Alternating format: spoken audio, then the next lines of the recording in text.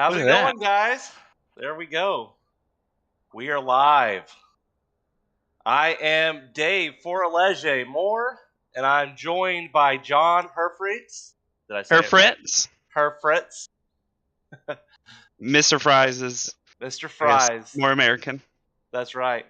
So we are here. We're going to have some exciting battles here on the Rift and Coach Rivals tonight. We're excited. This is the very first chance that this Tier 3 has been able to be broadcast all season out of respect to the players to really get them stronger and more used to the game. We have not broadcast any of their games this season, but tonight you guys get the first glimpse. And I'm so excited to introduce you to these players. They have worked hard all season. I know I've worked with them, and John's worked with them, and I'm one of them. he is one of them. So we are excited to do tonight. Your matchup is Dude, Where's My R versus Emotional Damage. So tonight it is a best 2 out of 3 series. As you can see, the starters are on the screen right now, and John's going to introduce Dude, Where's My R. Okay. Dude, Where's My R is currently 6-0, 7-0, undefeated season. JMPS Bruner is top lane with a KDA of 1.94, kill percentage of 24.49%, damage output percentage is 12.3%, and CS per minute at 4.76. OMG, it's Mr. Fields is one of my favorite names in the entirety of Coach Rivals. Has in jungle with a 3.0 KDA, a kill percentage of 35.48%, damage percentage of 14.84%, and CS per minute of 5.74. Lexi, I think it's Lexi. Is it Lexi? I believe so. Yep. Lexi's KD in mid is 4.91. Careless Wanderers KDA at in ADC is an astounding 10.13. As a tier 3 support, that is a very scary lane to go up against. And Daisy Cake's 4 KDA at 2.94. And for emotional damage, Shaka Walls-Fell has got a KDA of 1.38. The KDA for Juicy J is 3.13. The KDA for Devoid is 6.75. The KDA for Aniarco is 0.56, and the KDA for Keyworking is 8.30. Now, what's really interesting is that emotional damage coming into the playoffs, right before the playoffs, they made a big change in their roster and their positioning. And so after talking to them, they feel like this is really the way to go. This is what helped them win last week in their game, and so they're doing something a little bit different. So they're a little bit different spots. Shaka Walls moves from support to top this week. Devoid moves from top to mid, and Keyworking moves from mid to support. And so they really think that this is going to be a really good change, and I think it will be for them too. Another interesting fact about this match is OMG, it's Mr. Fields and Shaka Walls-Fell are married. So this is going to be a great, I'm sure, rivalry within their house. Here on the Rift, on Coaches Rivals, we love to have those rivals on either side, especially within the house, whether it be brothers, whether it be husband and wife, friends for years. We love to see those matchups. And so tonight in the Tier 3 Championship, we get to see it. So that'll be very interesting to see. All right, so we are going to go ahead and move into Champ Select. Now, one thing about Tier 3, again, these guys, were unranked going into the season. They were either iron or unranked coming into the season, and so excuse me. And so they this year we did something different, and they're all blind picked. There is no normally whenever you see coaches rivals, we definitely do this band phase. And tomorrow night you'll get to see that, but tonight you will not see that. You will just get to see the blind picks. So they are going in. They've done some research and they've tried to figure out who's, what they're going to play and who's their counters and things like that. So some of the choices that they make might be based on that, but they don't have to worry about their champs getting banned out. They know, if they have one or two champs that they're working on and that they feel really comfortable with, then that's going to probably be who would they stick with. I'd be shocked to see any major changes at this point, but you never know. Some of these guys can pull out something that they've been working on in the background, and I'm definitely excited to see that. Me too. I'm really actually excited to see what Emotional Damage does today, because we played them last week in our finals, and they changed the whole formula up on us. Like Shaka went up to top lane where she's most comfortable playing Heimer, and Keyworking took Vel'Koz down in support role. And they paired that off with an Ezreal and kept us at an arm's length. Like, they kept us so far from each other. It was very hard to engage that bunch. It's a completely different team. This Emotional Damage team is completely different than what you saw at the beginning of the season. And that's the real interesting thing about this, is that they have made these changes late, and it seems to really improve them. Versus, you've got the Dude Where's My R that, they really have been able to go throughout the season very strong. So as you can see, the picks right now, the people that they are locked into right now, it looks like JMPS is going with Kale for Dude Where's My R. OMG Mr. Fields is going with the Mumu for the jungle. Mordekaiser mid, it looks like. And then from Lexi, Careless Wanderer is going with the Misfortune. And Daisy Cakes is going with Lux. On the Emotional Damage side, it looks like Shaka, just like you said, John, going with that Heimerdinger top. I know she had experimented a little bit with it as support, and to see that top where it's more commonly seen on the Rift normally. Juicy J is going with the Diana. Devoid, who's normally been a top laner this season, is going with the top lane character Garen. That'll be a really interesting tank to see going into that Mordekaiser mid.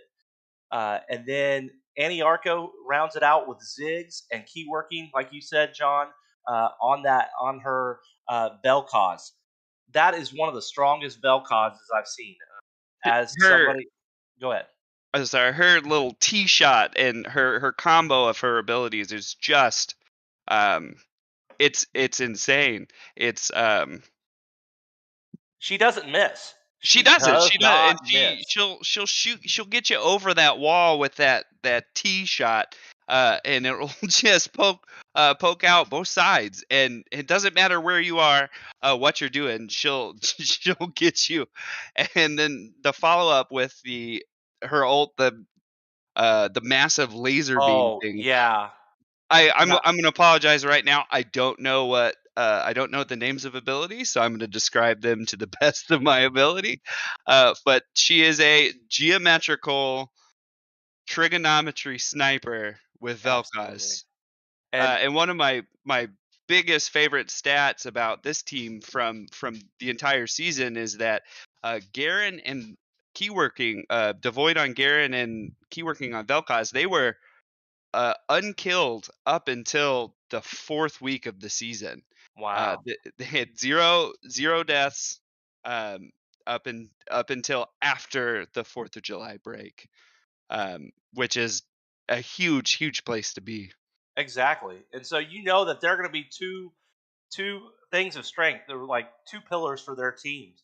Not that any of the other champs are any less important, or any of the other players are less important, but I know that in order for emotional damage to win today, those two players are going to have to be on their point, along with Juicy J. I think Juicy J is going to need to have a strong game.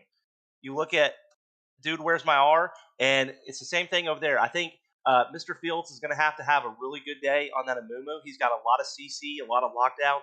Lexi in the mid going against Devoid. That's going to be a really good matchup. I'm really excited to see that today. And then Careless Wonder on the Misfortune. Can Keyworking be in the bot lane for emotional damage? Throw him off his game. If he's not thrown off his game, he's been one of the strongest champs the entire season. So here we go on the Rift. One of the biggest things that we've noticed playing against Dude Where's My R is Careless Wanderer tends to pack mana early to back less, and Daisy Cakes is a Lux main, just like me, but I tend to go more DPS, and Daisy Cake builds some tiara type thing that ups her armor, I believe. Oh and yeah, health. yeah. So they really go into a more substantial, like staying power, taking the hits kind of builds. Gotcha. Yeah, that's a new item this year, and I'm trying to think. Ring. I want to say it says something. Crown.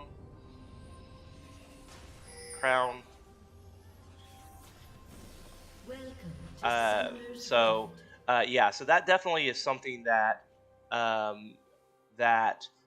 is new this season, and like you said, that's going to be part of their game. And it looks like an early ward being put down by Keyworking for emotional damage, trying to spot out. Looks like they're doing a little bit of 5-pointing on both sides. So we'll see where they start. Amumu's in the mid.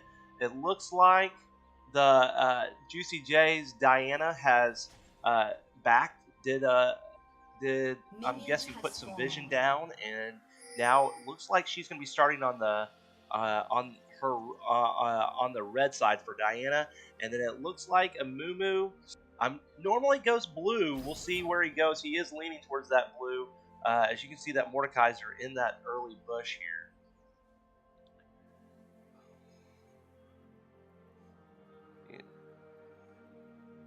So definitely, here we go with the minion wave starting to come in. It is going to be Fields starting with the Mumu on the blue, and it looks like it's going to be Diana starting red. No leash up there, and so that's another thing that's really interesting about these two teams is that you've got one team that is it's got a leash, basically getting some help to get that first Sentinel down, and then you've got Heimerdinger that's just working on the getting free farm basically up there on the top until the Kale came. So it's going to be an interesting matchup here between the Mordekaiser and the Garen. They're both level 2 right now. Careless Wanderer and Daisy Cates pushing Annie Arco and Keyworking early. So this mid matchup is one you typically see top lane, correct? Generally, yes. Mordekaiser and Garen are both top laners for the most part. Mordekaiser jungle has become popular. I have seen it more mid. I haven't seen a lot of Garen mid. It's not something that's never been done, but you just don't see it very much. Then you've got, on the bot lane, you've got a pretty normal matchup, really. The Lux and Misfortune, obviously pretty strong picks, and they're always meta. They're always, some of the classics. Vel'Koz is one of those that is not as much, not as normal, but you do see it a lot. Personally, Vel'Koz actually, as a support main, that was actually my very first M7, and so I always love to see a good Vel'Koz in the support lane, even though Vel'Koz, of course, can go to mid, just like Ziggs. Ziggs, that ADC, became popular with the pros, and obviously came to the Rift, and so that's something that you're seeing. And this is the first time we've seen Anarchy Co. on a Ziggs.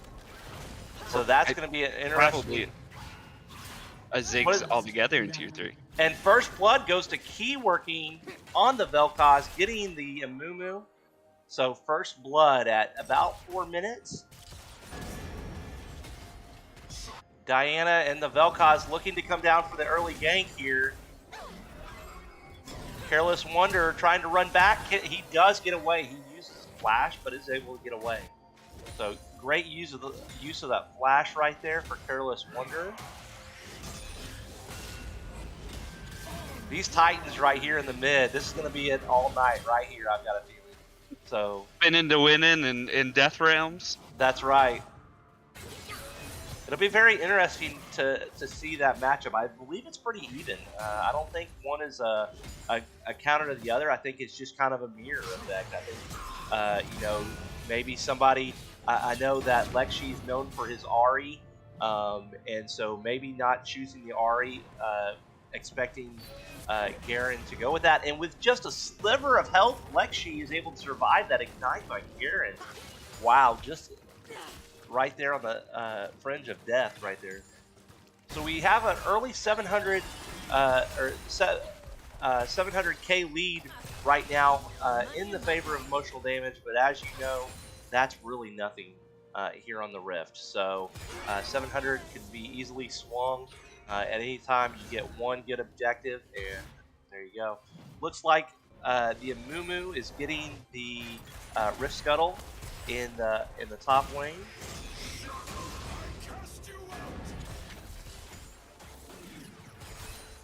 And this is going to be an interesting match right here. This Key working is really doing everything that she can to keep this bot lane in the game.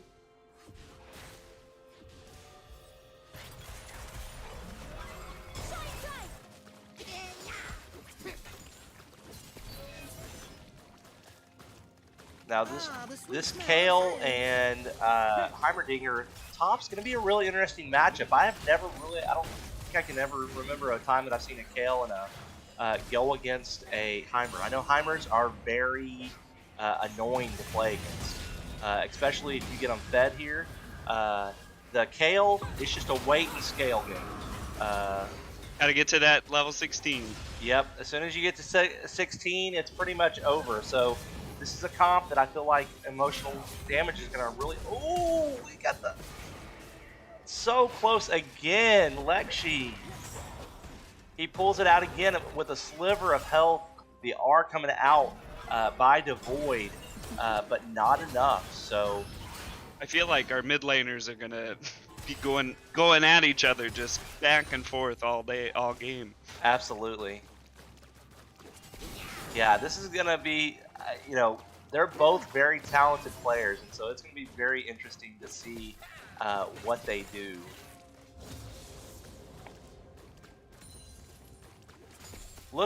Just looking at the creep score early, it looks like Heimer's got about a 10 CS lead over Kayle on the top. Looks like Diana's just got a very minimal CS lead. It's almost tied there in the jungle, and then it looks like Mordekaiser's got it's starting to grow, but about an 8 CS lead in the mid. You've got a huge difference on the bot lane, though. Careless Wonder and the MF have about a 20 CS lead over Ziggs right now, and the supports are tied right now at 3 CS apiece.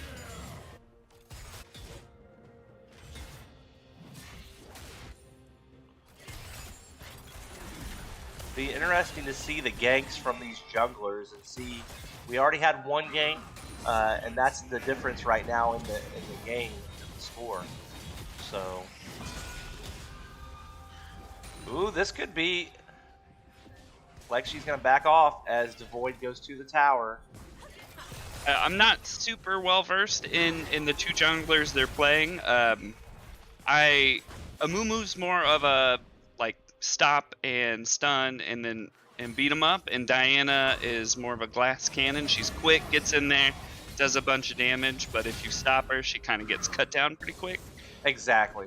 Yep. Yuramumu, he is the once he gets to 6, his CC is just can't stop it. I mean, and his the diameters of his circle for his ult is so big that he can get the entire team there and lock them down. And so that's really tough. Then you got Diana, which I'm still newer. Oh, he got him! Careless Wonder knocks out Aniarko for the first kill for Dude Where's My R. So we're at 1-1. Keyworking able to just get out of it, but that was the ult coming out of Careless Wonder. So we're going to see that replay here in just a moment. We're going to get a replay of that last kill from Careless Wanderer. As again, the Miz going at it. They're both doing damage to each other. It's very interesting to see the amount of offense. Whenever the person on offense does all the damage, they back up, refresh, and then there we go. So Kayle in a worry there. Ooh, the flash from Shaka, and she's really close. And Shaka gets the kill on Bruner. And the Amumu steals the Cloud Drake. The first Drake of the game goes to Dude Where's My R.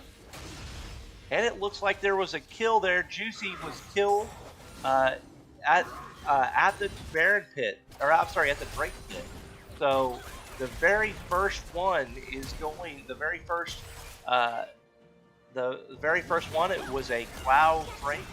Goes to Dude Where's My R. The ult coming out there from Lux, but it looks like Ziggs and Vel'Koz backing off here. Ziggs staying around. Do you think there will be a point that the mid game gets a bit less back and forth, and one of those laners is going to take it? Yeah, I think it's going to depend on the jungler that can get to the mid and get their mid ahead right now. I think that's going to be huge. So I think that's what's the difference going to be. It looks like the guys are pretty even, and so I think it's going to be the first jungler that can really get there. Ziggs in trouble, and again, Careless Wonder on that ult gets it. Now there's a battle over the Risk Scuttle right here. Who gets it? Oh, Shaka got the Mordekaiser, and Juicy got the Kayle. It looks like, yeah, so we're at 4-3 on kills. Looks like Keyworking's in a bad spot. It does look like that emotional damage was able to pick it up. And a chase right here by Juicy J. Got a couple of tower aggro right there, so he's got to be careful. But it looks like Juicy was able to pick that up, if I'm not mistaken, and they are in possession of that Risk Scuttle. So we'll see that translate over into more gold or emotional damage. I am here. So again, we were just having this conversation about which laner is it going to be. Now, Lexi, did a great job of going up to the Baron pit to fight off Juicy J for that scuttle. However, he ended up getting killed. So it looks like the lead right now is going to Garen. We'll see what happens with this Diana and Juicy J if he decides to put this the scuttle right here and try to do it. So this might be the start of it. We don't know yet. Only time will tell. But this could be what emotional damage really needed to get them started. And they are going to drop the Risk Scuttle right there. Let's see if it gets any plates. It's going to get at least 2, maybe 3. It got 2 right there, about 2.5. Oh, and the ult right there. Oh, and another ult.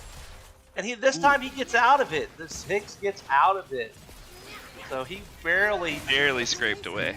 Yep, and let's see if the bullet rain there might stop him there at the end. But it looks like Ziggs backed out enough. I think he's in a good spot. Keyworking doing a great job. In fact, gets another kill on Daisy Cakes, and gets a kill on the MF.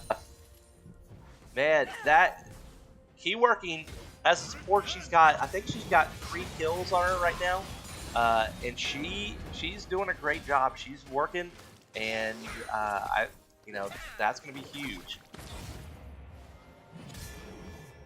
John do you think Careless Wonder has seen anybody that's like this, or any games like this where he, with this much, pressure on them early on? Not necessarily from us. What I noticed from their bot lane, from Dude Where's My R's bot lane, is that they're very good at like triangulating together and using their abilities to like separate the opponent ADC and bot lane, kind of like what you see right here. Right here, yep. And this time the Ziggs can't get away, and so Careless gets another kill. I believe he's got 3. I think he's 3-1 right now. I'm having a hard time seeing the scoreboard right now, but I think it is 3-1 if I'm seeing that correct.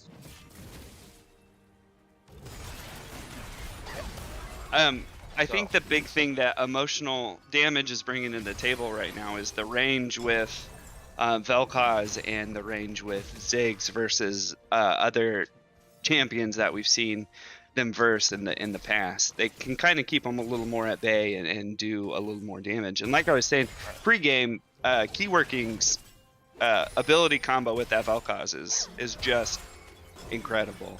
Yeah, just one of the natural. Like I'm not trying to favor any one team, but Keyworking seriously one of the best Vel'Kozes I believe I've seen on the list. Just so strong, does not miss. Ooh, the Vel'Koz, that R is able to kill the Lux, but it looks like a Mumu was able to secure the Mountain Drake. So this is very interesting. Now the kill lead definitely over in emotional damage, in emotional damage's favor.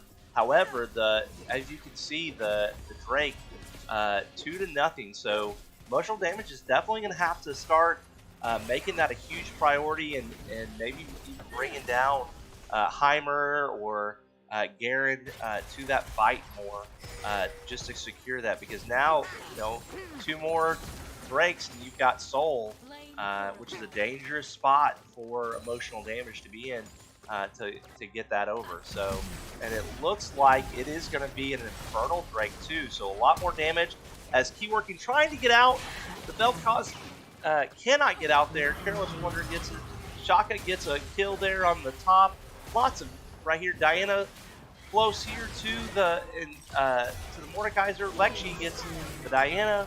Careless Wonder gets the Ziggs. So lots of blood here on the Rift here. Lots of kills.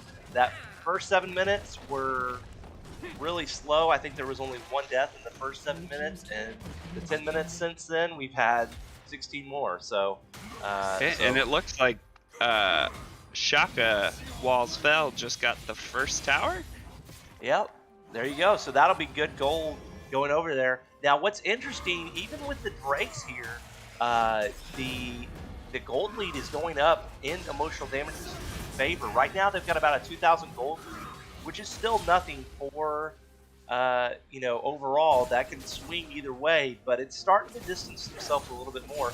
Shaka in a very dangerous spot here. She feels it, and she's getting out of there. And the Amumu Heimer right here, husband and wife right there. And who's going to take it? Looks like... Oh, Juicy tried to get there, almost got there to save the Heimer, but Heimer does go down. So it'll be interesting to see who sleeps on the couch tonight here, as Mr. Fields gets the first kill on Mrs. Fields up there in the top lane. Looks like Blue is going for that Rift Herald. And see, it's already right here. You can see the lead is down to 1,000. The kill lead's starting to evaporate here. It was 8-4 a little bit ago. Now they've gotten it's just been 4-1 lately, and so with that, ooh, that'll tie it right there as Daisy Cakes gets the kill on the Ziggs. So we're tied up on kills. You can see we're about a 700 gold advantage here. And looking at the items, it looks like Daisy Cakes, the Dude Where's My R Lux, didn't go first with the crown of whatever it was that gives it up.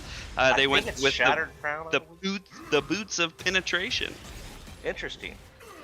Those sorcery boots. And Lexi gets to Void there, so now for the first time this game, the Dude Where's My R does take the lead in kills. And it's still about a 500 gold lead over to Emotional Damage, but that is evaporating quick.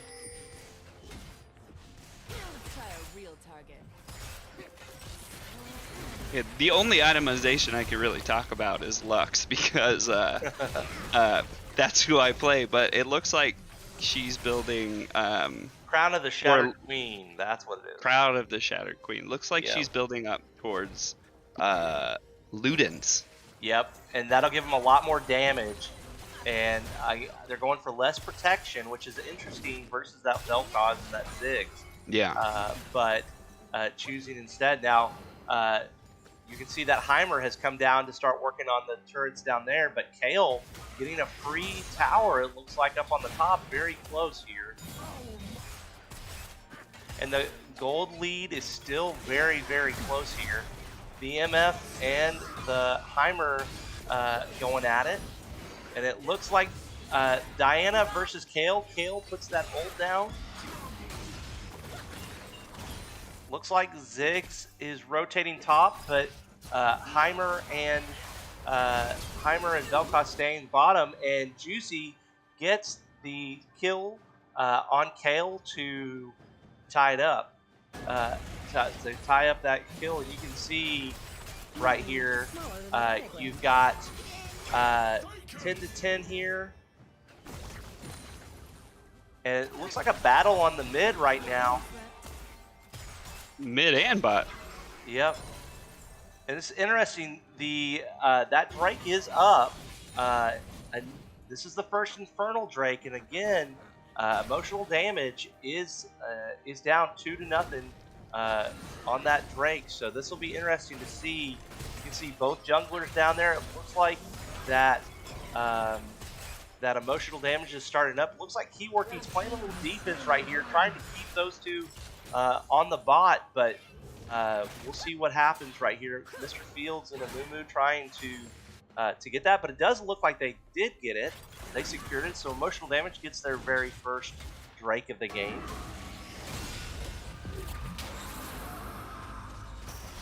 And Diana and Heimerdinger were able to cut it down pretty quickly before. They were.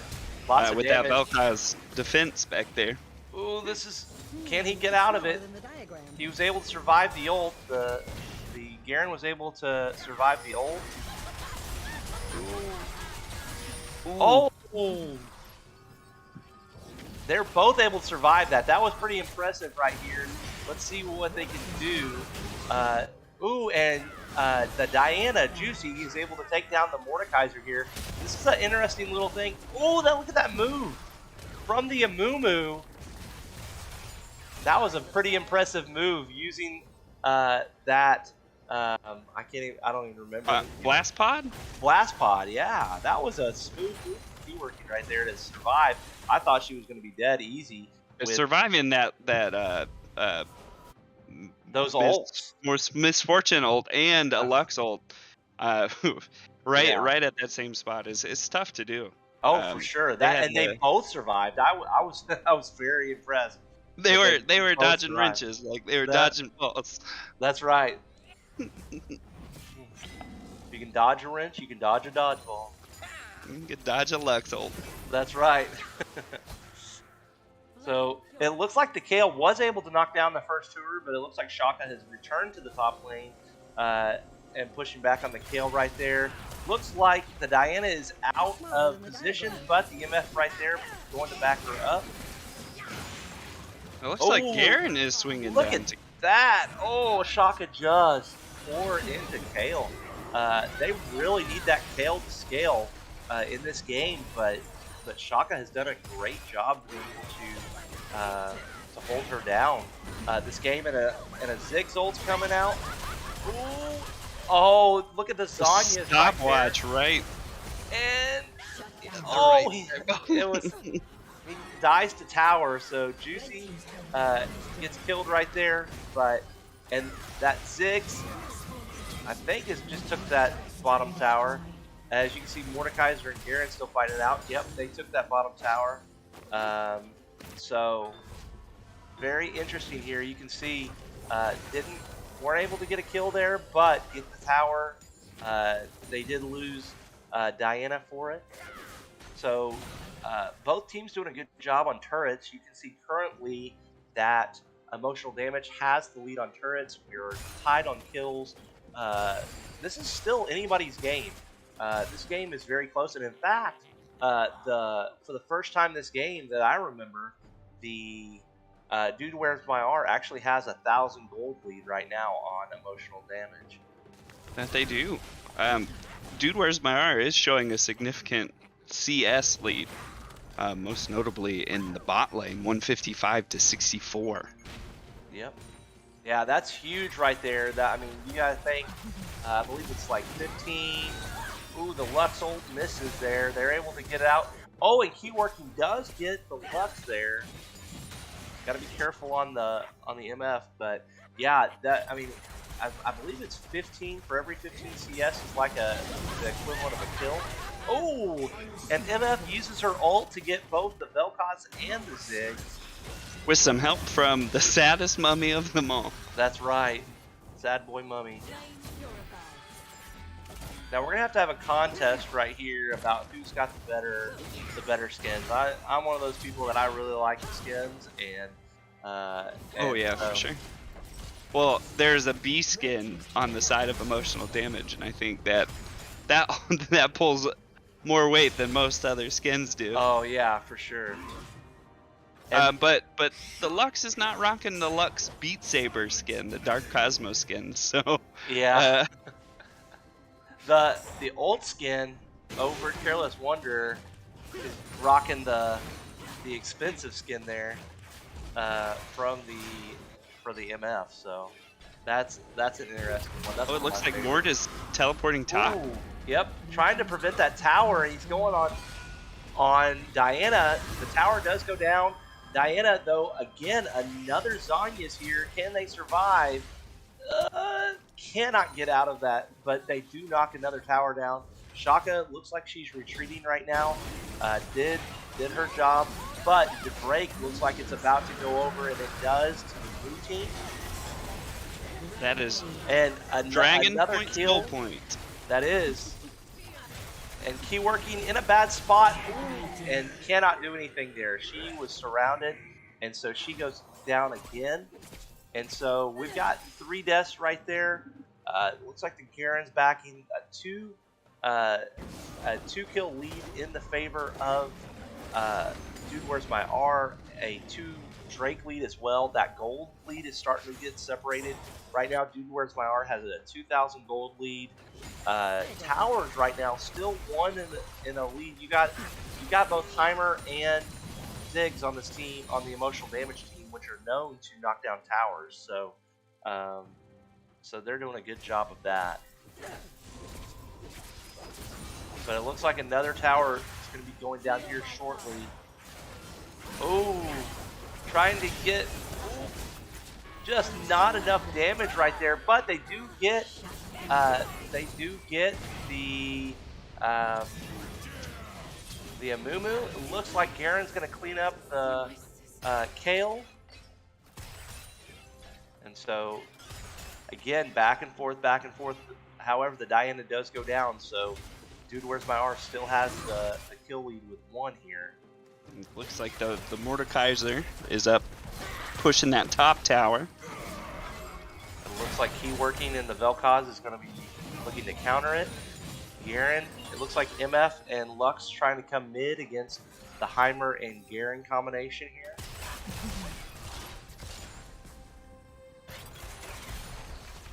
Mordekaiser just got his Rileys, so that's going to slow down other people around him, so that'll be good, especially against the Diana. I feel like that Riley's going to help the Garen as well. That's going to be 2 ones that they're going to, he's going to be able to slow him down a little bit better now because of that. See, they're battling it. Another ult, but it looks like Shaka was able to flash out of it. Key working, knocking on some vision score there. Looking at the vision score, it really looks ooh, the kill from Careless Wanderer there, and the Lux is close, but it looks like she's gonna get out. And the Amumu again, that CC is just killer. Oh, look at that! Look Diana at that. just scrapes by. That's right, barely, and got $1,000 shut. 1,000 shutdown. We're gonna show that replay here shortly,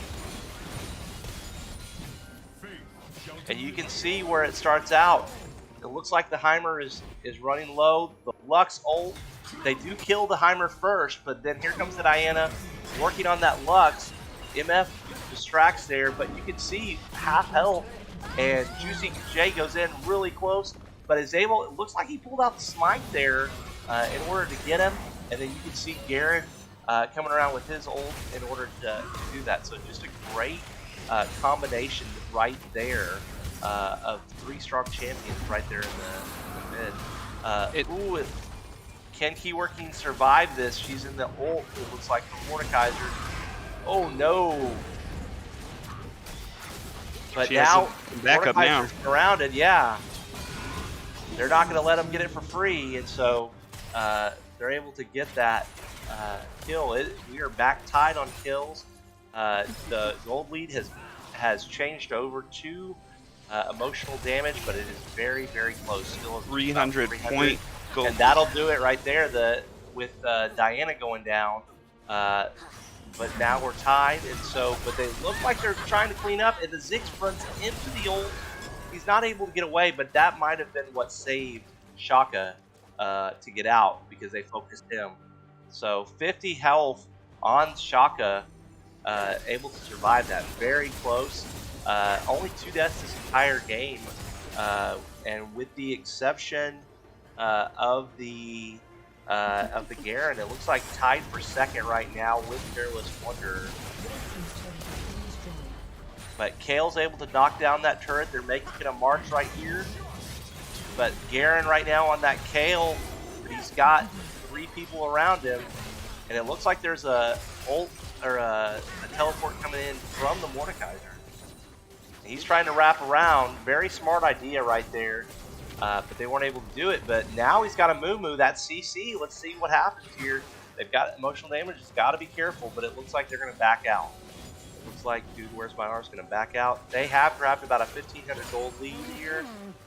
Looks like Misfortune's headed down to Dragon. Oh yeah, it's time right here. Point. This will be Soul right here. Uncontested Soul right there. And so it's still about a 1,500 gold lead.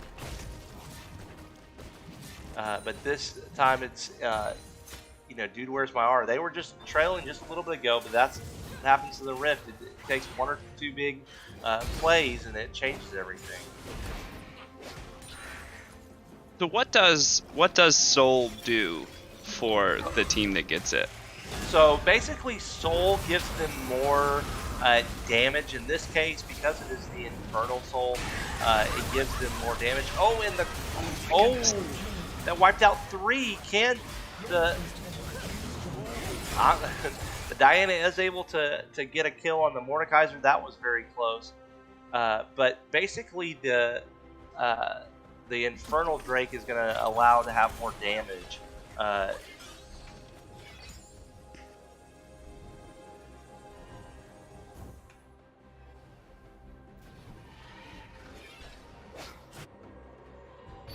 So that's going to be big, especially you got all these people that cause a lot of damage. Especially it'll be good on the MF, and so it's definitely going to cause a lot more damage to them. And Kale has gotten her level 16, And which, according to LCS, is a big deal. Yes, it's definitely big. Now she hasn't been able to do much. She's 1-7-2 right now, so we'll see. But she will be able to clear waves a lot faster now. And it could be the one little thing that puts her team ahead. As Dude Where's My R has now, it looks like now they are at a 5,000 gold lead. They are 4 kills ahead, so this is starting to snowball. This is exactly what Dude Where's My R wants. At this point, emotional damage is starting to get their back against the wall. Good kill there by Juicy on Mr. Fields. It looks like the kill's coming out. We'll see what type of... it looks like they're just going to let it be. They don't have the vision. So they're going to let that go, it looks like. So, but, this is going to be the start of the point. Unless you start doing something a little bit different, then this could easily be game. One big objective like a Baron could change it, which they do have right now. So, ooh, and Keyworking caught out by herself and is killed by Careless Wonder. But the Heimer and the Ziggs able to knock down another turret in the bot lane. They do need help. It looks like Dude Where's My R is marching into their base. It's smaller than the diagram. But looks like they're gonna have to have somebody answer them. The Amumu it's almost a base race right here. Another Zanya is there. The Garen trying to get it out, but they are not able to get to kill anybody here. It looks like the Heimer and the Ziggs are going to escape right now, but it is a base race. They do have it. This could be game right here. They've got the Baron, and it does look like that's going to be the end of game 1 right here. So Dude Where's My R picks up the win right there. Really not determined until the last couple minutes. Yeah. So that was a very good game. It was just that snowball. It was the start of that snowball, and I think knowing where what's going on and map awareness is going to be huge in that game. So the fact that you've got a base race going on, and basically, but once those 3 champions went down, there was nobody to stop them. The minion waves were going into there, so very good game though. I'm impressed by both teams. That was a very, very good game. So go ahead. That whole game ended up looking a lot like that mid lane matchup with Garen and Heimer just back and forth, punch to punch, answering each other. What do you think was the point that Dude Where's My R finally got the edge they needed to overcome emotional damage there at the end? I really think it was Soul. Once they picked up that Soul, they were able to. It was smooth sailing pretty much from there because of the amount of damage that they were outputting. They won a couple big major fights right there at the end, and really it didn't look like emotional damage was doing a whole lot of team fighting. It was a lot of individuals. I saw some good groups like with the Diana and the. It was a lot of split though. I noticed with emotional damage, and so I think with that, that was what happened. As soon as they took the Soul, they were able to win, a major team fight right there at the end, and then it was game over. I feel like there's at this point it's just a better looking looking more towards those team fights, really working on those team fights. And um, trying to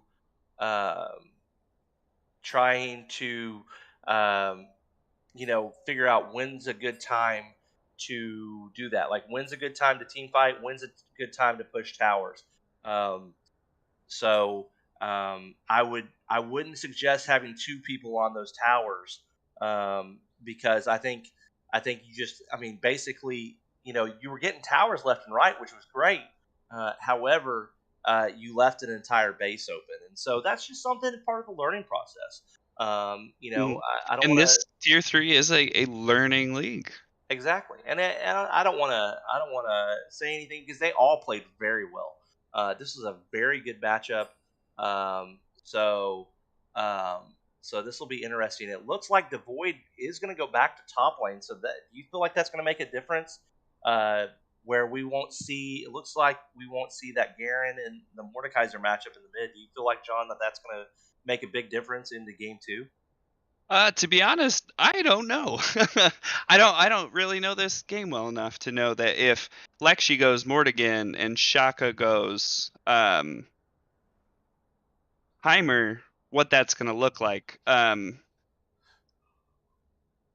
think one of the big switches here is switching keyworking down from mid to support, because keyworking in Vel'Koz has that distance, and I think using that early on was able to slow Careless Wanderer's progression up levels. In the two games ago, Careless Wanderer was able to get like 85% of the kills of emotional damage. So I think keeping him at past arm's length, arm's reach is going to be what really helps them. And Devoid going back up top where they're most comfortable, I think might be a big advantage for emotional damage, because in the beginning of the season, Devoid went unkilled until at least 4 games into the series. So I do expect to see a change there. Yeah, it'll be very interesting. I'm curious to see what Lexi pulls out for mid. Do they go the same champs? Do they not? It'll be interesting. Bruner went that kill the first time. Is she going to go that kill that second time into knowing probably Devoid going that Garen? I don't know if he's played anything other than Garen, Devoid. So he's not. He's not. So we're 99% sure he's going to go Garen. So how do we feel about the Kayle into the Garen? It's going to be interesting to see what she decides to do there. I'm really interested. This jungle battle was unbelievable. Mr. Fields and Juicy J did a great job. And go ahead. Yeah, and Juicy J's been running Volibear all season up until I think either last week or the week before, and then he switched to Diana. Is that for the damage output, the speed output, do you think? I think it's for both. I think a lot of damage comes out of that Diana. So, but I think this is a good time to take a little break. We've taken a few minutes here, and we will see you again in game 2.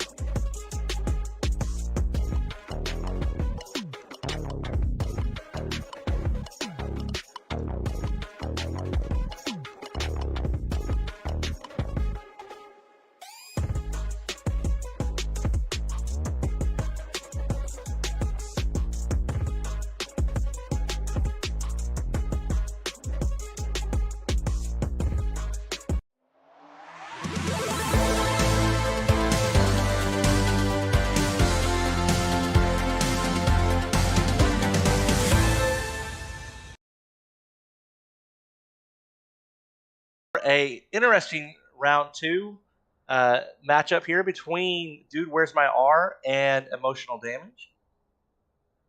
So what do you think, John? What do you think is going to be the difference? I'm not sure what they're gonna do. I just that last game was an excellent way to start our first broadcasted tier 3 game. The tier 3 finals game. Start like we talked about it earlier. It is a learning league, and we've gone from, in the last 6-7 weeks, like all of these teams, even the ones that aren't featured here today, have made it so far. It's really great to see these two teams here now. So I don't know what they're going to do, but I know we're going to have just a great matchup. Absolutely. Yep, I think draft is going to be coming up shortly. So I think it's going to be a great second series. Do you think this is going to go to Game 3? That's going to be the question here. Do you think that emotional damage can come back and get one here? I really hope so. I don't want league to stop tonight, but both of these teams have worked really hard this season, and I think that they've gotten to a point that they've studied and they've practiced, and I think we'll see a Game 3. I hope we do. Absolutely, I think so too.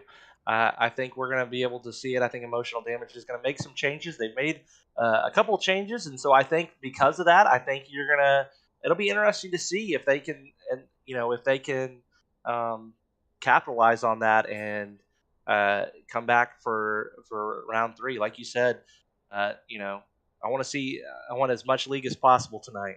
For sure. So.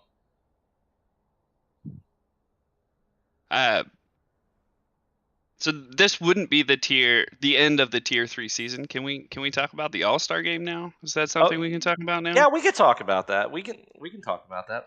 Let's talk about this Saturday to end off the Coach Rival season. The tier 3 teams have drafted and voted for an All-Star team to go up against a volunteer squad from Team 2. 4 out of the 5 All-Stars are on these rosters tonight. Lexi and Careless Wanderer from Dude Where's My R are your mid and bots for the All-Star game. Juicy J and Devoid are your jungle and top for the tier 3 All-Star game. And the only one missing from that is Sauron the Seer, who is on CC Does It. I was voted in to be the support, but I'm unable to make it. So we're moving on to the sub. Well, let's just go ahead and talk about what you found out earlier today before you decided to back out. Just a second, okay? So we were looking today at the volunteers and the starting roster for tier 2, and who was that? Who was that support that you were going to play, and then all of a sudden you had plans? I believe it was Coach Mustang. No, it wasn't Coach Mustang. It wasn't. No, Furry. Oh yes, correct. It was Furry Legs. Sorry, I had to back up because I was playing against Furry Legs in the support. Furry Legs. My partner is returning from a 6-week master's program in Mexico, and we had plans set 6 weeks ago that we can't cancel, but hope to watch. Hope it's a good game. But yeah, Furry Legs is in the support lane. I don't know. I don't know who Furry Legs is, but For Alege, I believe, is what you were thinking For about. Alege. So that's going to be. I'm excited about seeing that matchup. Just going against because it's not going to be easy, and we know that as tier 2. Looking at who we have tomorrow, you'll get to preview 4 tomorrow night as well. 4 of the 5 will be playing in the championship. Including myself. So we're excited about that. My team is heavily represented, but it was a volunteer process, and so I wouldn't say that I was necessarily voted like you were. That's pretty nice little honor there, and maybe we can make that happen sometime. I owe it to my team and to Lux's R. That's it. But that game will be on Saturday at 8 Eastern? Yes, I believe 8 Eastern. 8 Eastern. It'll be a charity stream. We'll be announcing the grants that we've been going all summer. Just a good way to close out the season, I think. Yeah. Just kind of a conglomerate, because it has been, a good season, and I know a lot of us are starting to return to school, return to work, and things like that. If you haven't already, I know in our area we've already had school start. And so some people are back. My school district doesn't. I'll start work basically next week, and stuff. So that it's going to be definitely a good way to end out the season before we, because it's the only time that we get to do this. And so I look forward to this all year. I have tried to talk Koopa and into doing a fall or spring version, but it's just too hard because this is such a time consuming thing. I know with them, but this is one of my big highlights over the summer is getting to play with these guys and these people that I've made friendships with and just really enjoyed. Friendships and lots of good competition. Oh yeah, I would never have started and touched League of Legends if it wasn't for Coach Rivals. I prefer the Rocket League side of Coach Rivals, which just finished last Saturday. But the big draw to this is playing on a team with like-minded individuals. We're all teachers. We're all coaches. We're all here to learn. And this isn't Rocket League. So we're all here to learn and have a good time and relax over the summer and really like instill the values that we work on giving to our players within ourselves and within our own community and support and all that. Absolutely. And this is I've been doing this. This is my third summer to do this. You're original OG. I'm an OG. I actually started in season 0, back when there were 4 teams. I was that new guy. When they started it, I was one of the new guys playing, and so it's really interesting to see where we had basically one tier. I was playing with Rogue Otters. I was playing with Mr. Hernandez. And some of the other guys that are play tier 1, and so we were all playing it together, and I was playing support that first season, and then to move on from there, I've had a lot of great opportunities with Coach Rivals. I mean, I can tell you every team that I've been on. I can tell you, the teams. I can tell you the players, and just you remember the good times from this. This will be something that you remember. And then this year, we were talking about it today in Discord, but I remember season 0. I tried to make a logo for our team. Basically, we were called the Early Risers, and if Robbie remembers that, and I made I took a picture of Rise and put ER next to it, and that was our first logo, for the team. And so to go from that to what we have now has just been amazing. These logos this year I feel like have changed everything. They've been fantastic. Absolutely. Like I feel like to bring it in the team, I know playing with the Triforce Tryhards, getting that logo, and it's just something else. And then the fact that you can put it on your jersey now, I mean, that's cool. That's a big deal. Absolutely. I was on the fence joining this year, just because the last time I played League before this started was at the end of last season when I was on Team 01, and we were named Team 01 because when the teams were the teams were divided, we were Team number 1, and so I just made like a Teemo hat, but like I came back just for that camaraderie, and I think we are about to go. I think so. I think we had some technical. Yep, we had some technical difficulties, but it looks like we're back on the Rift. So interesting here. This time you can see that we switched sides. That emotional damage is going to be on the blue side this time. Dude, Where's My R is going to be on the blue side. And we've made some major changes here. These are not the same exact champions. I mean, we've got 3 of the same champion, or I guess 4 of the same champions. But with a major difference here, Juicy looks like he's thinking about locking in Volibear.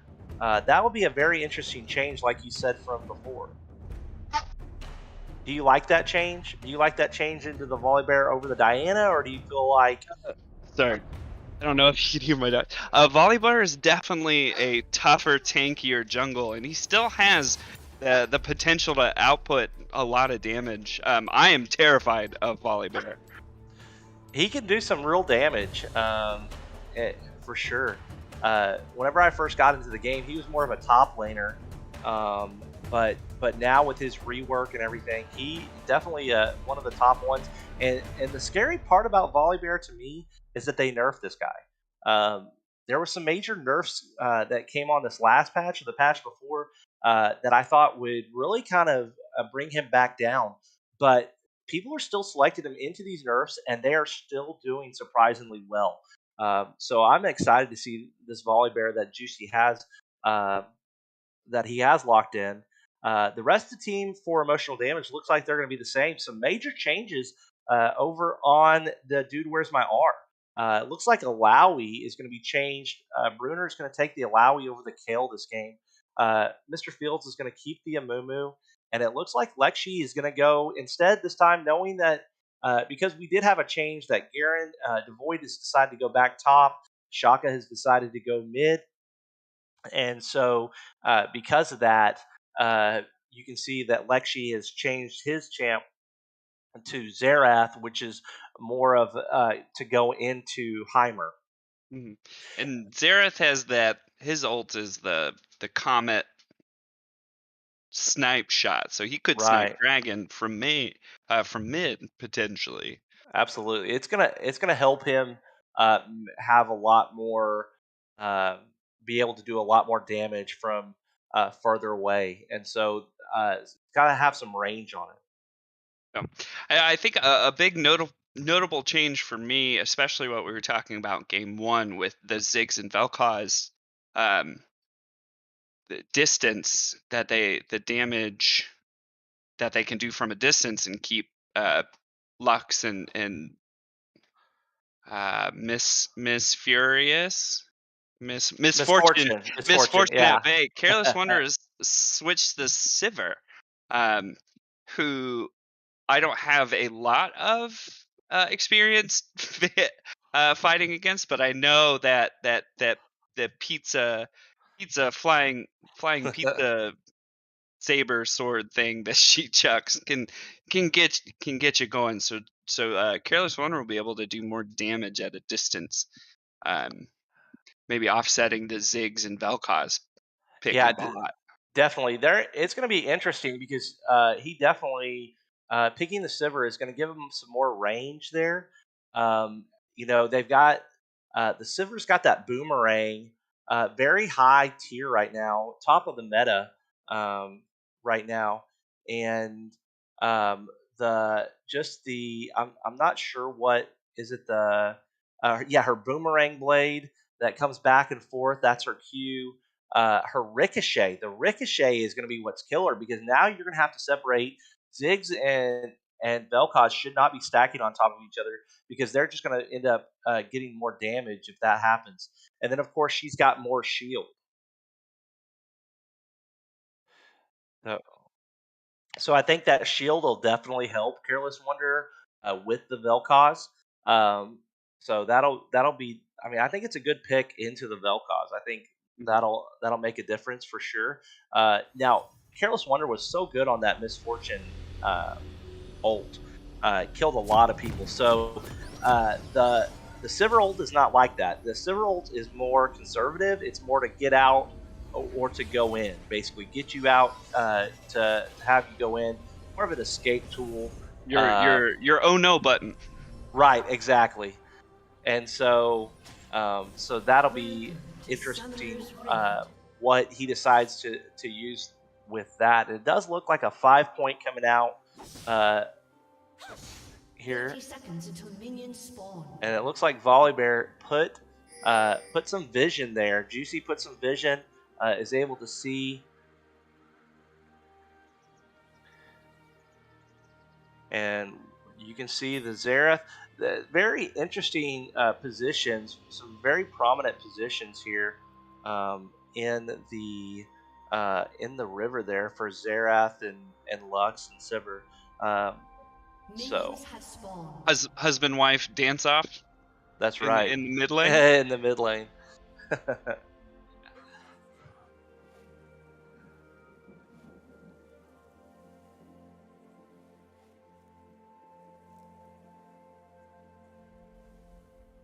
Lux has changed skin.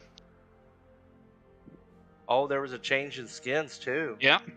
That Lux is going Commando versus the Porcelain Queen or Ceramic Queen. Yeah, porcelain. Yeah. You can see the Amumu still going pumpkin, which I like that. I like the Amumu pumpkin. And then of course the I believe that's Black Frost on the Vel'Koz. That's always a good skin. Especially for a space triptopus. Yeah. Yeah, Vel'Koz is. Yeah. So this will be interesting. And then of course you got the Heimer Stinger, which is always a good one. I believe that I really like that Sivir skin. That's the new one. That's the can't even remember which, but that one's always solid. So the Lunar Eclipse skin, that and I think he's got a chrome on it. It looks very nice. I don't know. I think both teams did a great job on the skin selection. It might be a tie. We got no one has the Dark Cosmos Lux Beat Saber skin, so no. I am instantly biased, and it's down a point for me. Just a little disappointed there. Yeah. Oh, look at that snipe! The Vel'Koz snipe there. Like we said before, she does not miss with that Q. It's that calculus, that trigonometry. I'm telling you, Keyworking must be a math teacher, because that's what I was thinking. This is the only way I can think that they're able to get those as consistently as they do. Absolutely. That's the first blood twice there. Keyworking tonight has gotten both first bloods, so very impressive. Very impressive start there for emotional damage again. So that that Vel'Koz. Ooh, Volibear trying to set up for the early. Could not get it. That was the early gank did not come through, but definitely a nice thought there by Juicy before he backs off. I'm one of those hungry players that probably would have gotten me, but that was a really good for Juicy to stop. To step back. Yeah, to step back and to think what's more important. A lot of times when I go in, I have a hard time of letting go off of that. He did such a great job. Oh, for sure. I'm very curious about how this Alawi is going to go into this Garen. I think that's going to be a good matchup for both teams, I think. So yeah, I'm not too familiar with Alawi, but I remember when we played her, very tanky, very tough to cut down. Absolutely, and eventually the lifesteal from her tentacles that come out and hit you is going to be great. If she builds her the right way, then it's going to happen. She pulls out the soul and does more damage, and if she R's you with that soul, if she defeats that soul, then you have to run from those tentacles. With her, being away, you've got a certain time period that you just got to dodge those tentacles, which is, if you don't know the pattern, it's near impossible to get away. And it looks like the Volibear right here stepping up, but can the Heimer finish it off? It's close. Just too early here, too early.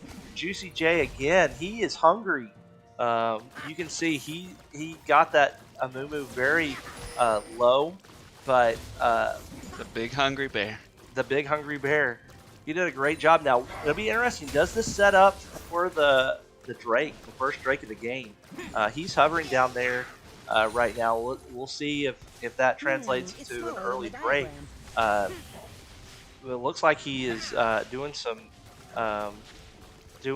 counter jungling right now, so that'll be interesting.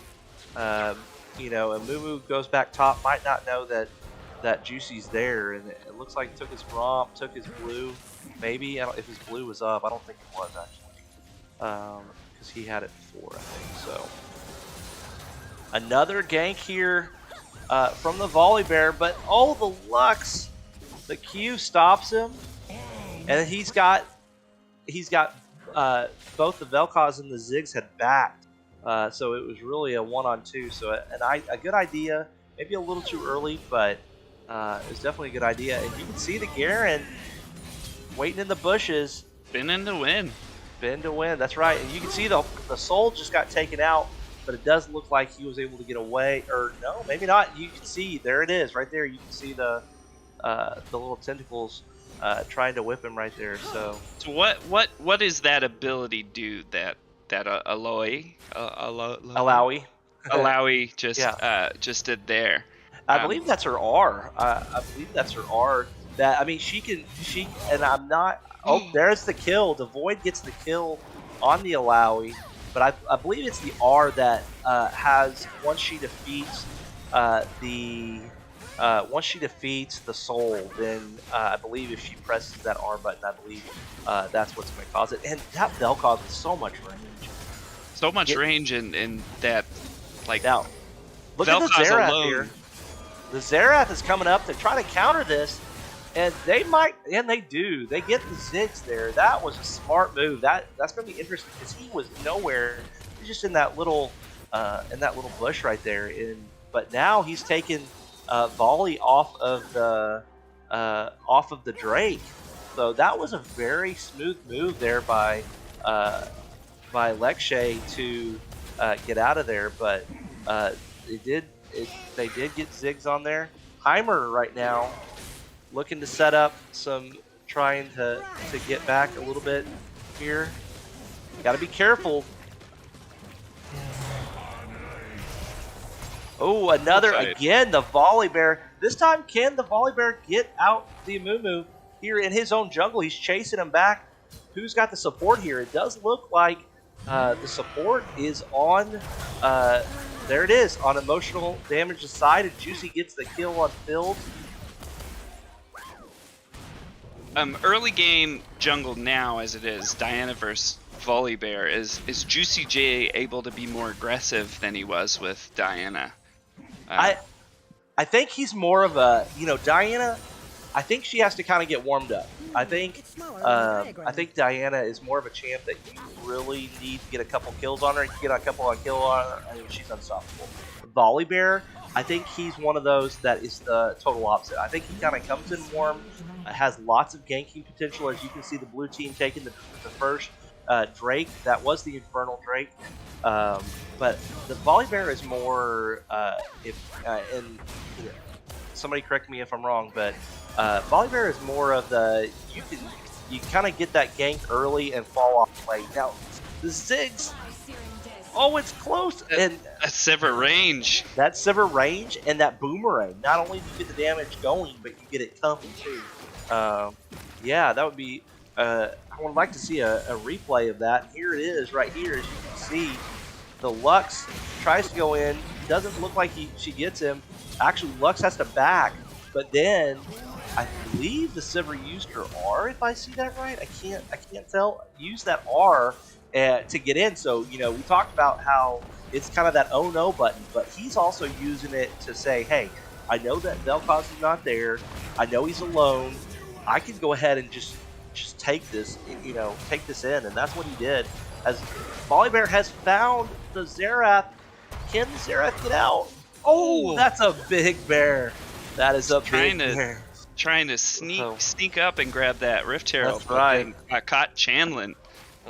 That was, I think he caught Xerath. I don't think Xerath was expecting the Volibear to be there. I could be wrong, but I don't think he was expecting that, and then that bear was there to counter that and to get that. So they do get, the emotional damage does get the Rift Scuttle there. And now this is going to be interesting. Another gank here from Juicy. You can see this Volibear, that's what he's meant to do. He is really a ganking monster, and he'll really get his team ahead. But I believe he does fall off late. So, Juicy's doing a great job of making this, all about his teammates right now, really trying to get those kills. He's 2-0 right now. Garen's 2-0, trying to get that lead. Because later in the game, he knows he's going to have somebody scaling. And as you can see, the Sivir gets the Ziggs, and really chased off that key working. Key working is not out of trouble here, but again lands her Q.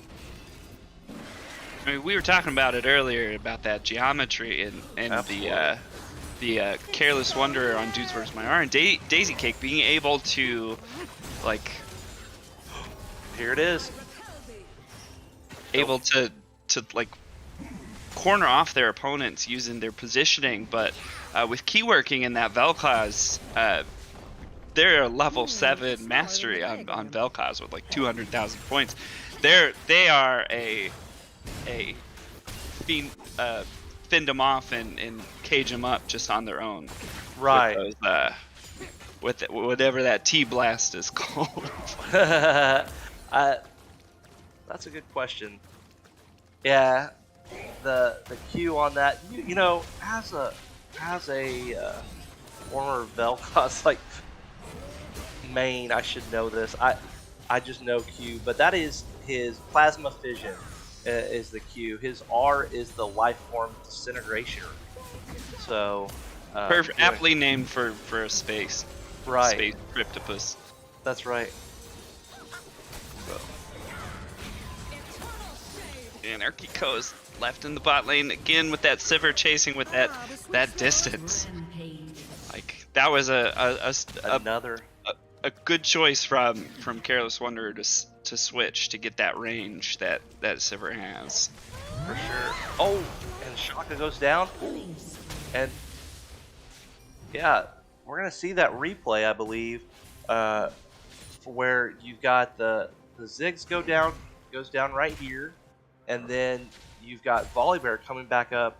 You can see the Lux deciding to stay, but you can see is the Oracle tries to R to get out of it, but cannot do it. That's a big bear. Cannot get out of it.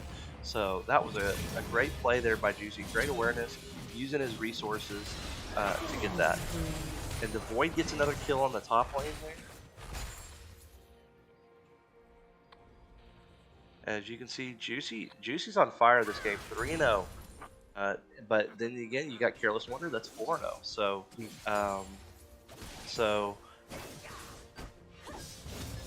I feel is the way that Juicy J is running, it's very much a beware the bear, because he's just all over the place. For sure. Has been for most of this game too. I mean, he's done such a good job of ganking. He's ganked early. He's constantly pressured on those lanes, and it's definitely put the Garen ahead up on top. It's definitely helped him. The Void, not to take anything away from the Void. And look at that. That would be a great replay right there as the Sivir gets the double kill.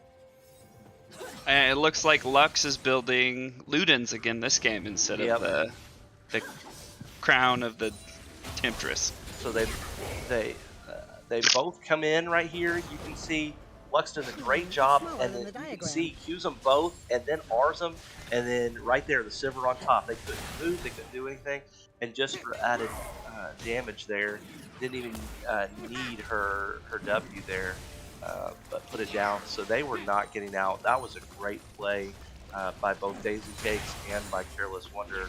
Shaka's getting down low here. Let's see. Oh, the ult. Can he survive? Can she survive? She can't. Lexi does a great job on that ult.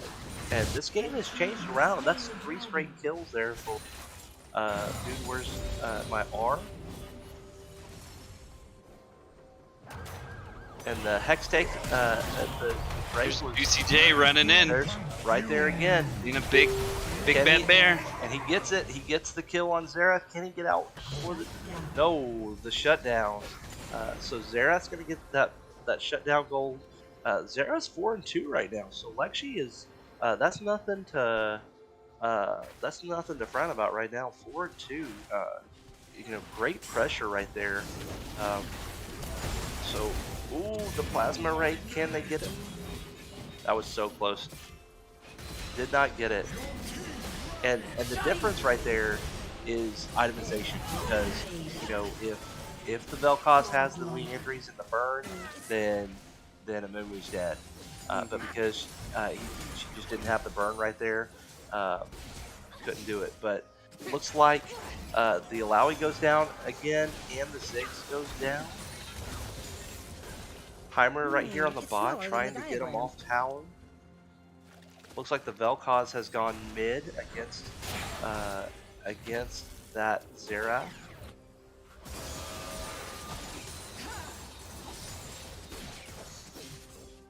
Sivir can just throw those boomerangs out so much. Oh yeah, that ricochet So quickly. and that ricochet and the boomerang is just amazing here. And then you've got that Lux that is just locking him down on the top.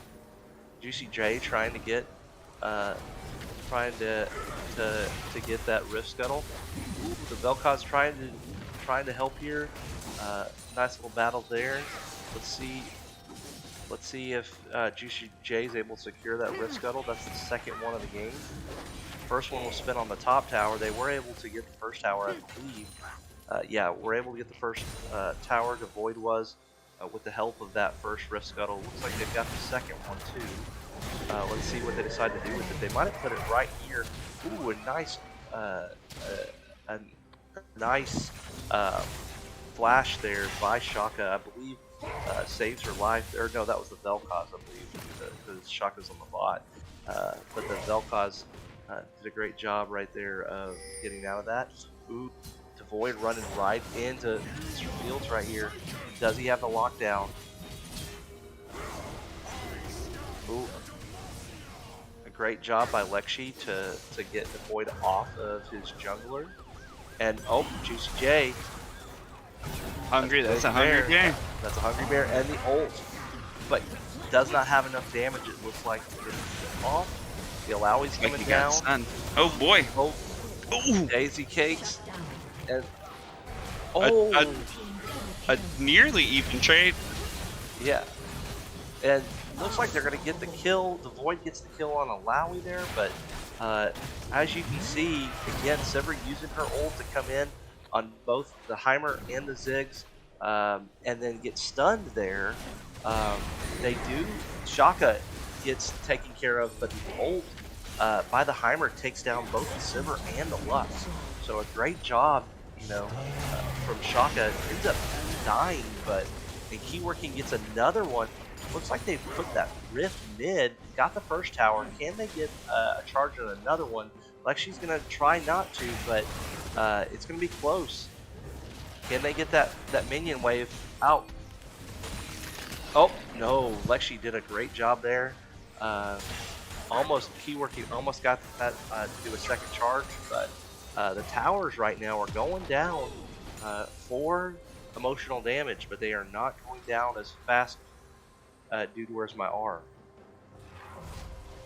Ooh, that's an interesting. Sees the ward. He's going to try to kill the ward here. Does kill the ward.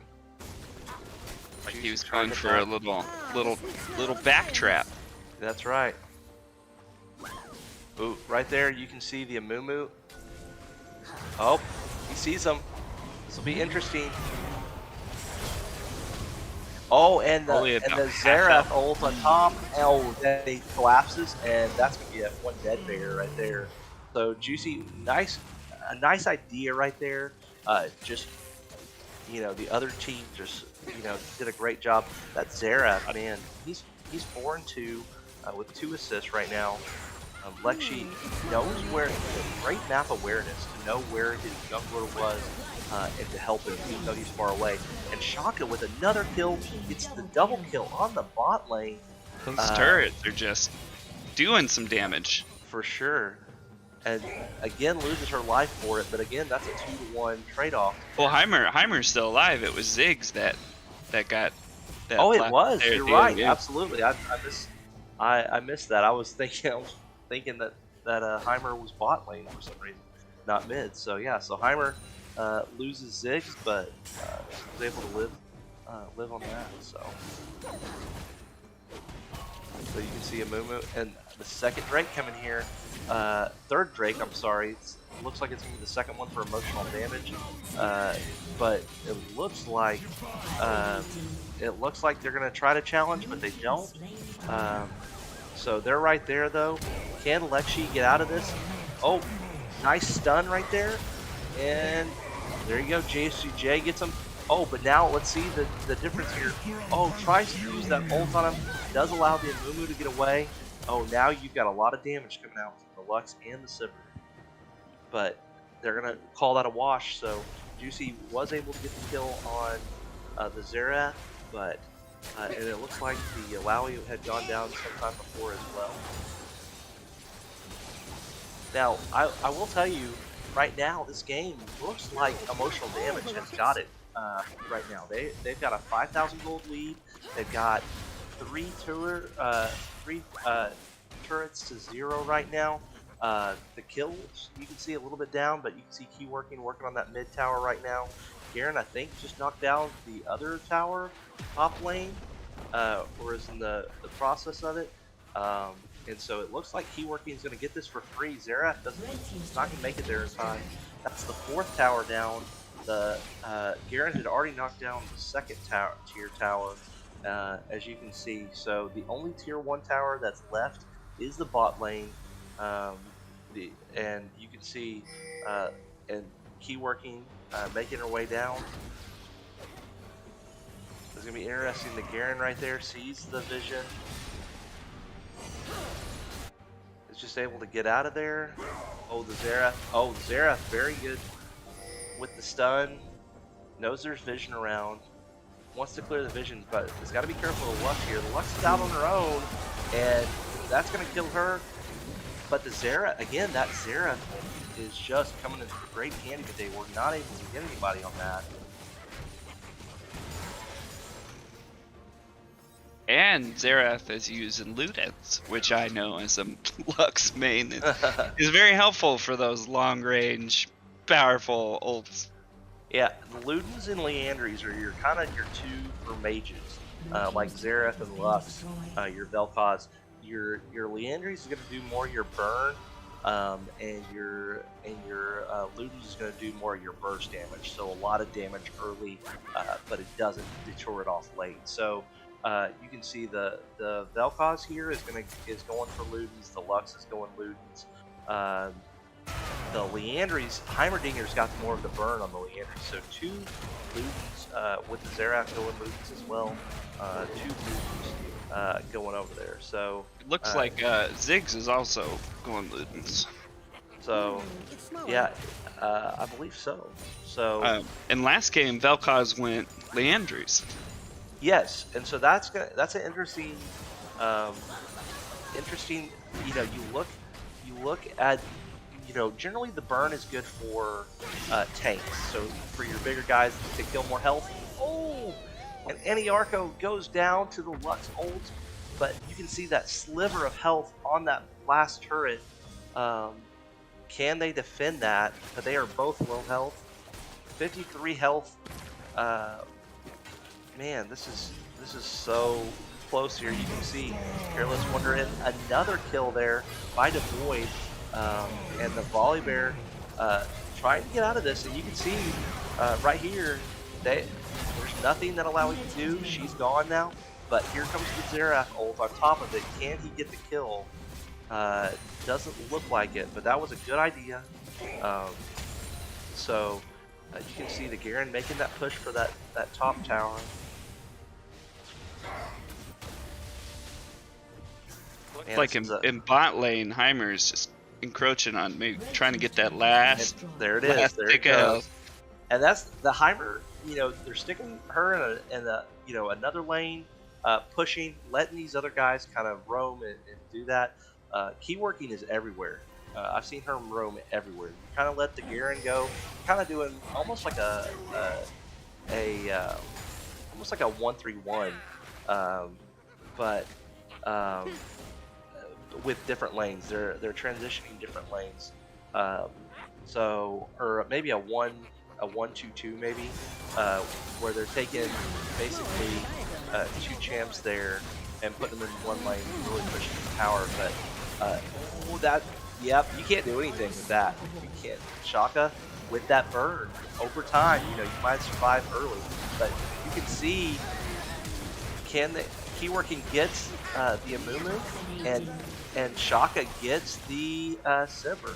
And again, that Xerath ult gets him. That was from downtown. Sniping Kobe. with that. Kobe.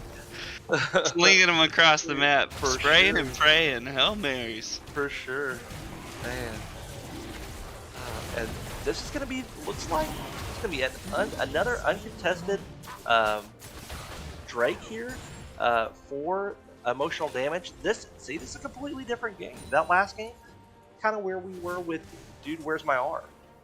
Where they had the dragon lead, they kind of forced it. So this is a very good game. I'm liking what I'm seeing from emotional damage.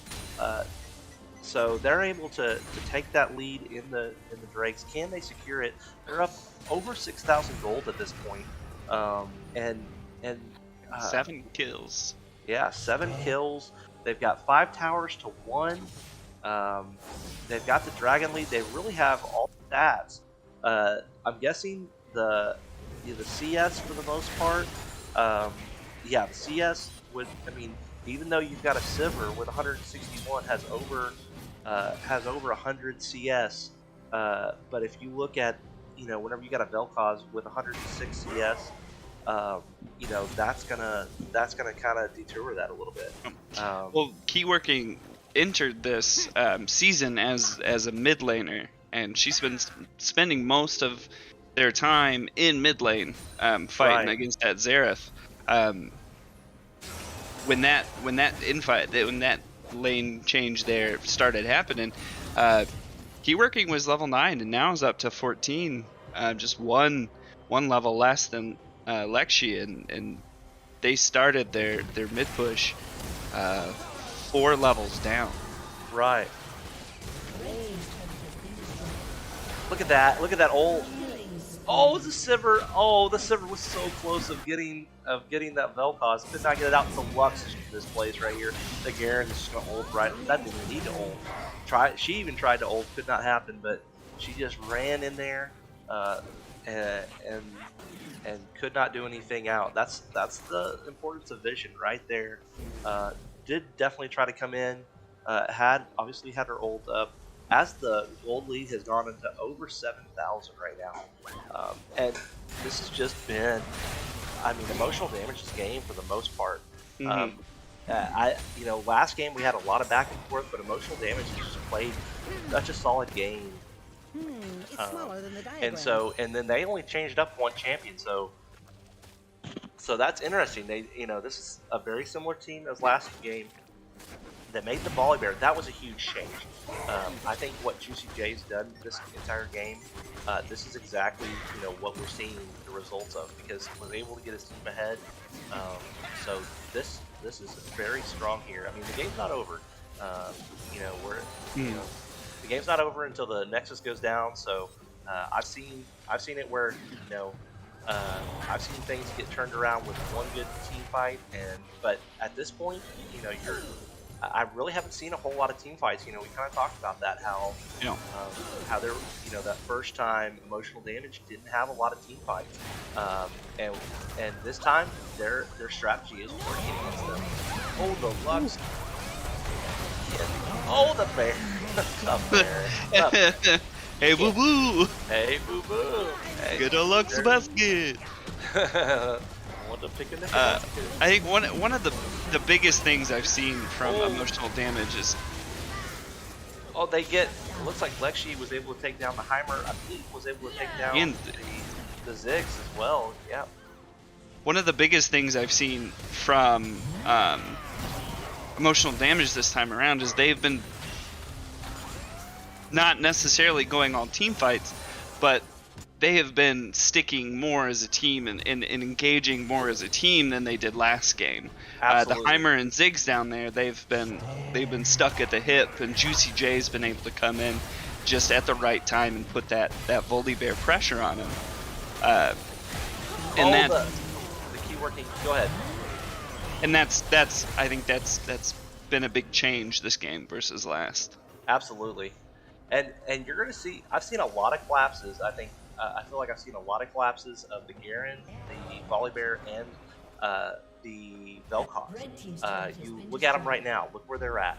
3 of them together, like you said. This is a Garen. This is a push. the Baron happening here. The Amumu's right there, knows it's happening. And oh, he's trying. You can see the Xerath's trying to snipe. Garen's trying to come around for the Amumu. Can they stop it? And the blue team was able to get it. They look like Juicy really wants that Amumu. Can he get him? That's a smart move right there. I think that's the smart. I keep on hearing in my ear, it's a trap. It's a trap. That's what I keep in my head. It's a trap. It's a trap.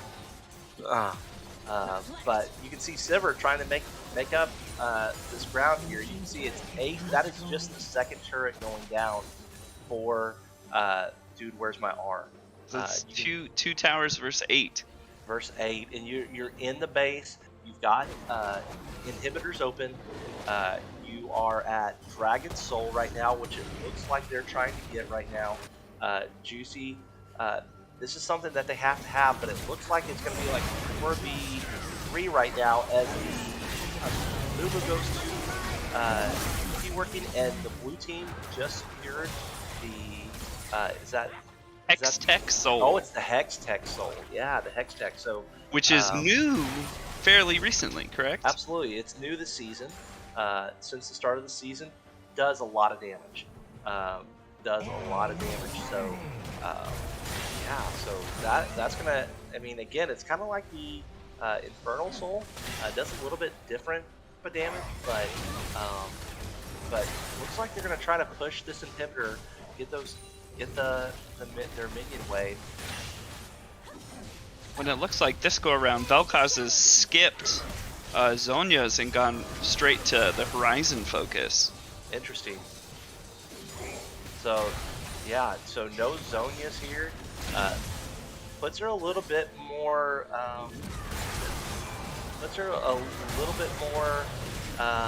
At risk, but the Horizon focus is going to give her a little bit more ability power, a little bit more health, and damaging a champion with that big range is going to allow them to increase 10% damage. So definitely going to be huge. The Void gets the Amumu there.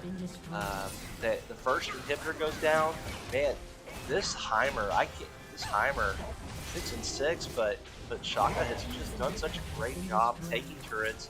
And you can see they've still got the Baron. This is, can they? They've got 2 men down. Can Dude, Where's My R defend this?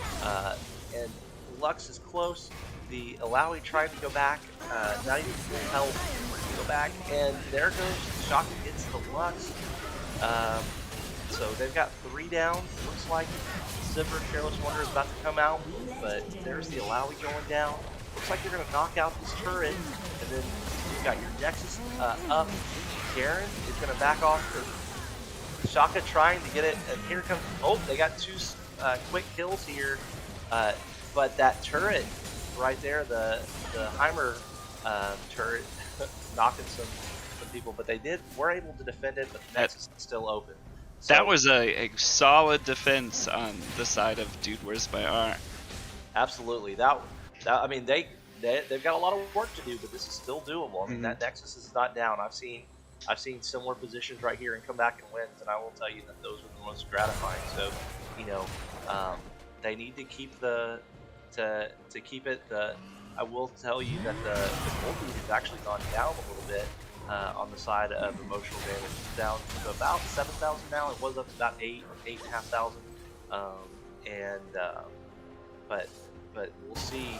With these bigger minions that come through, they're going to be able to get more gold and be able to catch up a little bit faster because of these big minions. Now, one of my favorite plays in all of these. Oh, look at the Garen! Look at the Garen. The Garen trying to sneak in behind there. There goes the Vel'Koz gets the Lux. That Garen is what took us out, our mid lane runners, out of the finals. Oh, and look at that. There's 2 right there. Vel'Koz. Vel'Koz gets the triple kill. The Void spinning and winning. That's right. And can they get him? There he goes. Ace with the Heimer, and it looks like the Nexus is going down, And so, guys, we're going long. We're going long. We're going into Game 3, Silver Scrapes version of for your Coach's Rivals. I love this game. I tell you what, it was such a good game. Even though it's still a 36-minute game, but just a completely different game. We talked about 100%. Yeah, we wanted 3. We're getting 3. They were listening, and they they really wanted to give us what we were asking for. Absolutely. Man, that game I will say was owned by Emotional Damage. That was very interesting.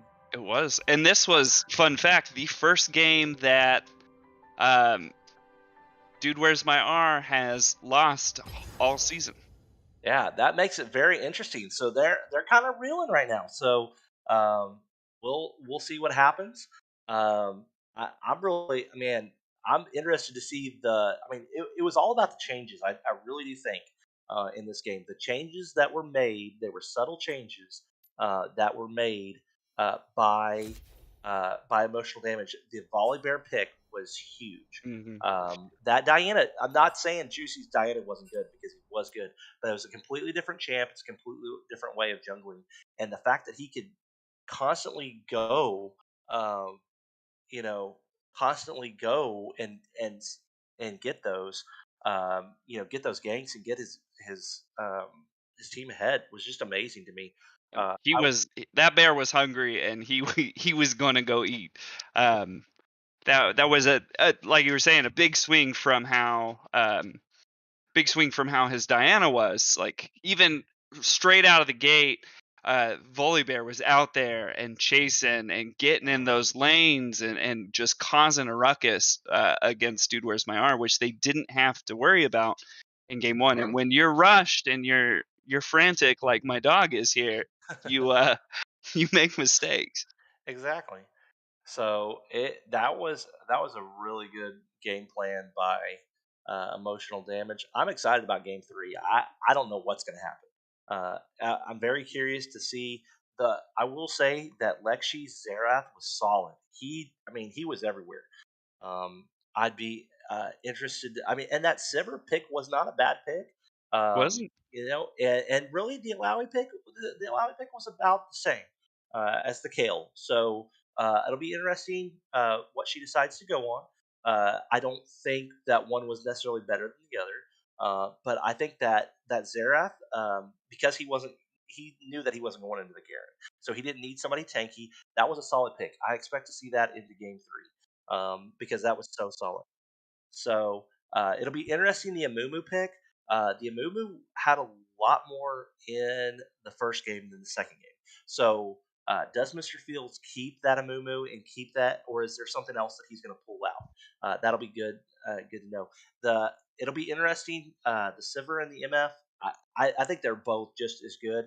I think based on the switches and stuff like that, I think they would have been very similar. It's just this game. I think Emotional Damage just really gritted out this game and said, we're not losing this one. We deserve to be here. We want to be here, and let's make this a game. So, you think Emotional Damage will keep the same plan going into the next game? I don't know. That's what I'm curious to see. I kind of hope so. I hope that we see a Volibear. I think that Volibear is huge. I think there's certain picks that I think we know that we're going to see. And right now that was their personality of their team, and it just really came out. I think Diana was huge. That first game just wasn't what the team needed, and so I really don't know. I'm excited to see based on the changes of both teams. So, but I think this is a good time to take a break, give us some water here, because we are going late, guys. So we're going long. We're going long. So Silver Scrapes coming up for Coach Rivals. See you soon. Game 3.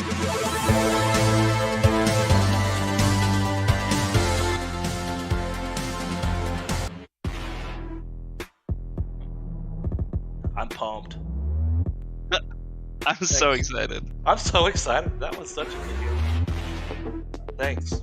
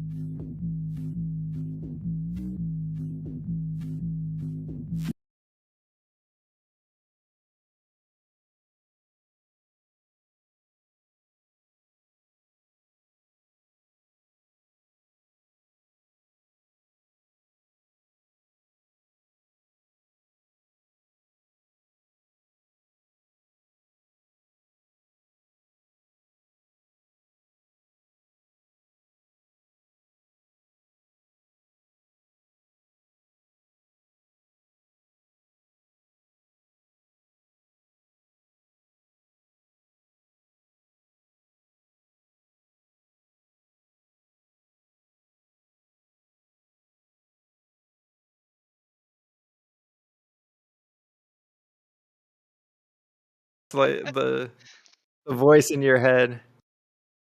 Oh, is Robbie still muted? Oh. Are we live now? Can you hear me now? It wouldn't be a Coach Rival stream with me if nobody was. So the other night, I was doing a solo cast of a couple of the tier 2 matches, right? And I actually left for an entire match. I left the game audio off. Like I was live. Like you could hear me, but you could not hear the game. So it was just like it happened. It was just my voice in everybody's ears. And we just, you know, we're just gonna cut your pay. It's no big deal. You know, we'll just take a paycheck. I'll gladly donate whatever you cut back to the stream. Donate back to the Phoenix Gaming Foundation. That's right. For real. Like there's so many organizations that make this happen. It's not just the coaches, which obviously we all are across the United States. We got 2 from Arkansas, right? Dave and Allison, right? Both of y'all in Arkansas. Yep. And then Air Fritz is in Illinois. And then, of course, I'm over here in Texas, unfortunately. But it's just, you know, all the coaches are making this happen across the United States. But we have all these organizations that are behind Coach Rivals, such as Phoenix Gaming Foundation, which helps all of our programs with grants. Note that those drawings are going to be held on Saturday for the All-Star game. Exciting. I'm excited. And then, so yeah, I'm looking forward to getting some of that money back to my program. Hopefully, crossing my fingers. But then also we've got the Gamers Suicide Hotline. We've got We Think, which is huge. Group, which helps provide a lot of money to these programs as well. Myriad of others, esports gears. Training grounds, right? Cloud9. Yeah, there's so much, and just some brand new information for all the viewers who are tuning in right now. We do have the ability. There is a new partnership that was just announced that is going to allow us to have charity streams in the future. So I believe any donations that you make, if you make those directly to the link that will get provided, I believe the Saturday's game is going to be now, and it's right below the stream. Let me scroll down. Okay, yeah, if you $20 in the Phoenix Gaming Foundation. So Tiltify, I believe, are the ones who allow us to do that. So all that money is not like a portion or a particular cut. All that money goes straight back into the pockets of all of our esports programs. So continue to do that. Continue to support all of us. For sure.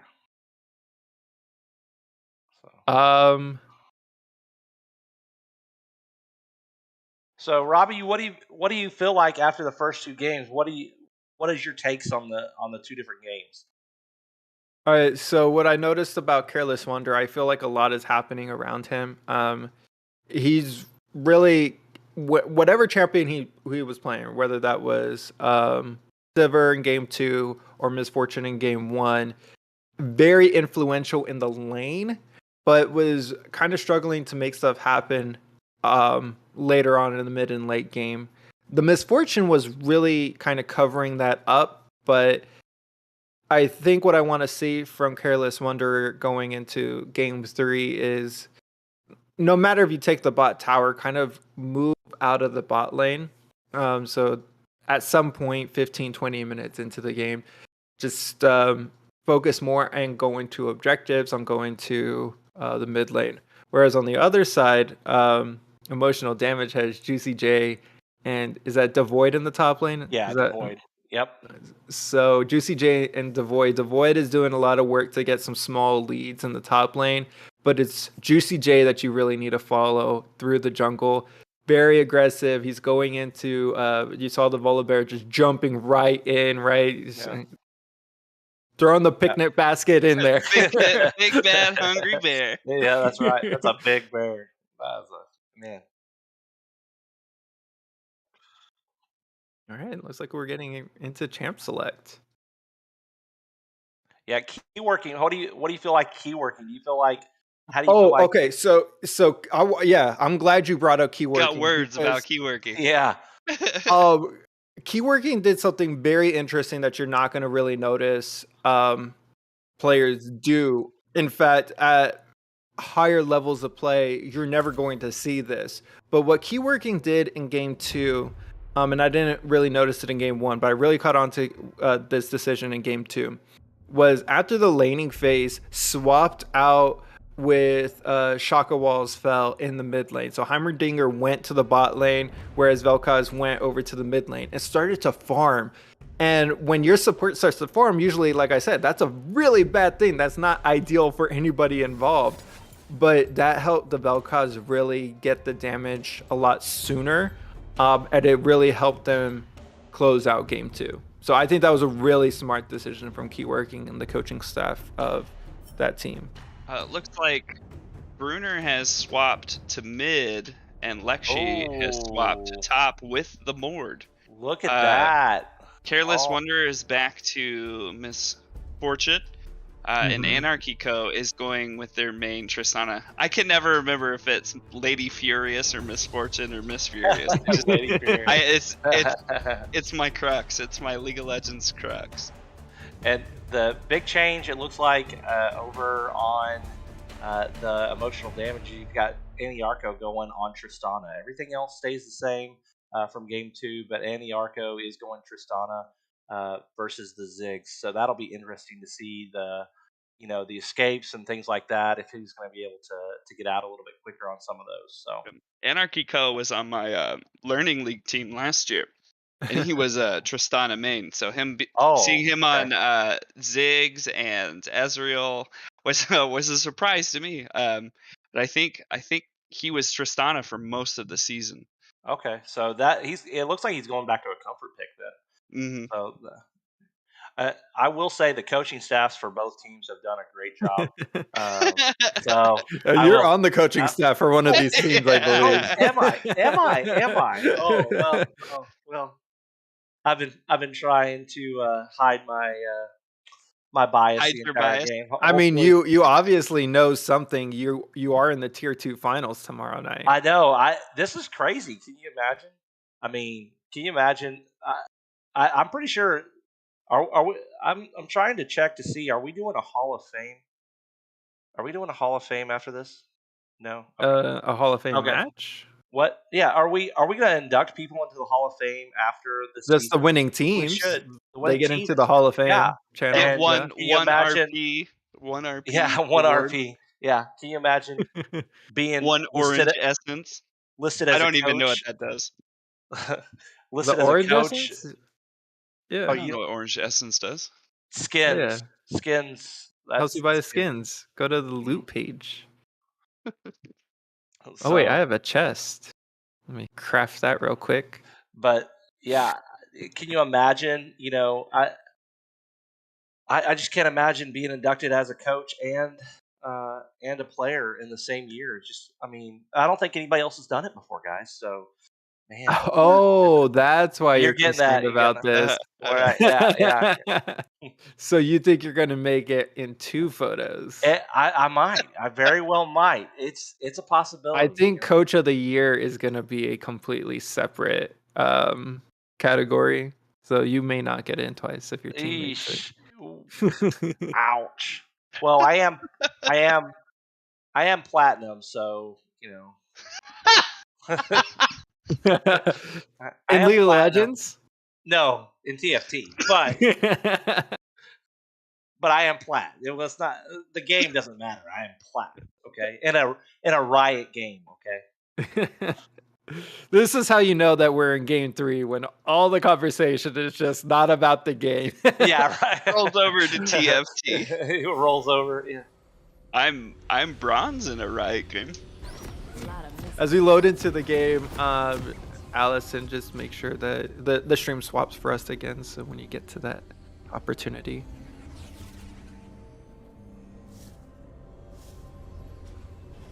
You got it. One thing I noticed is you guys did say Bruner is going to the mid lane and is taking Kayle into the mid lane. And I think Kayle is going to have a lot of difficulty going into Heimerdinger. The push on Heimerdinger, the poke from Heimerdinger. It's not going to be very easy. But actually, they're doing a lane swap. That's going to be Shaka Walls fell into the top lane. So they're already scheming.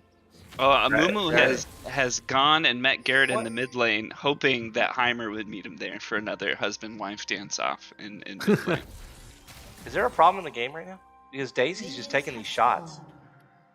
Just asserting dominance, actually. Yeah, perfect. She's just like standing there. I'm like, keep working your Vel'Koz. Your tentacles do not touch nothing. me. Yeah, they do nothing. They're just tickling me.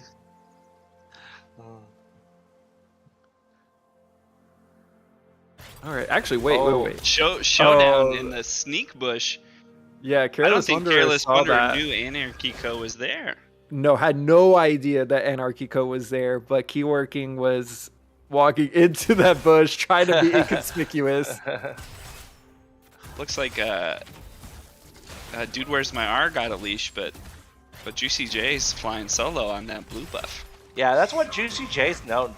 Jay has really done a good job of. I think his total goal is to really let his laners have the advantage, which you don't see a lot of junglers do. A lot of junglers want that, and it's a strategy, either way. I mean, as a support main, I generally, very rarely do I have a jungler saying, no, I don't want help. But I know that Juicy does a great job of just saying, hey guys, I've got this, and I mean, never has a problem, with that. So he feels pretty confident, even on champs that, there's certain champs like, the Kayn and the Fiddlesticks and the Ivern that you don't generally have something like that, but he does a great job. Doesn't matter who it is. He's gonna go solo. So, and before we get too into gameplay, Daisy Cakes 4 has once again changed their Lux skin.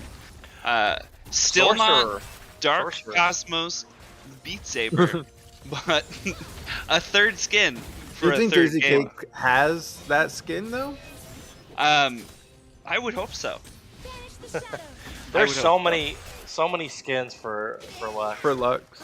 Do you know how many skins, Dave? Do you own them all, Dave? I don't own them all. I own most of them. Do you own Dark Cosmos? I don't own Dark Cosmos. I don't own that one. So it's just me and Loki Doki. Yeah. Up here holding down the Beat Saber for it. Look at that. Look at that. Did you see that? That was. I did not. If only we had a replay. If only we had. Let's cut Game the 3 replay brought on to you that. by no replays. Yeah, no replay. Yeah, no replays this time. Annie Arco came down. It must have been 10 health. It couldn't have been more than 10 health. Now, when you say Annie Arco, do you mean Anarchy Co? Is that what it is? Yes, that's what I mean. The Triss. Okay. Yeah. Okay. So, Anarchy Co. I see that now. I see it now. So now you can't complain about people messing up your name. Oh, I know. Well, it's just part of it, right? So, but yeah, he just barely jumped out with less than 10 health, and oh, look at this. Oh, no replay. Oh, no replay. Just a sweet transition to top. We tried. We were so excited there. It was coming. Oh, no.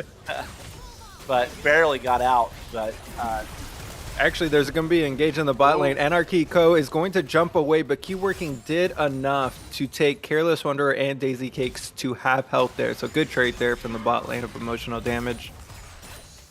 Now, an interesting fact is that Keyworking has gotten every first blood in this series, so that'll be interesting if she continues that. Now, Air Fritz, you played support in in this league, right? I sure did, yes. What was it like going against Keyworking in the bot lane? Keyworking is a recent bot lane switch, but Keyworking is terrifying on that Vel'Koz. Like we've been saying the last 2 games is that she's got that trigonometry down. That tee shot is on point. Like 80% of the time, it works every time. I mean, okay, so Careless Wonder, or I mean, Keyworking came from another lane. Yeah, so Keyworking, at the beginning of the season, Keyworking was a mid. Devoid was the top, and Shaka was the support. And then a couple of weeks ago, they made the decision to change things up. Actually, Shaka Walls is going to have to flash away here. She is in the Death realm, which is not where you want to be if you're Heimerdinger, but Lexi knew that the wave was crashing into his turret, decides not to go all in there. But that's Flash there. Flash for ult. But I think they made a change to try to give a little bit more prio to bot lane. Oh, can Anarchy get it? Oh, get out of this. He can't. The Lux with the first blood this time. So Daisy Cakes, those supports, man, they're mean.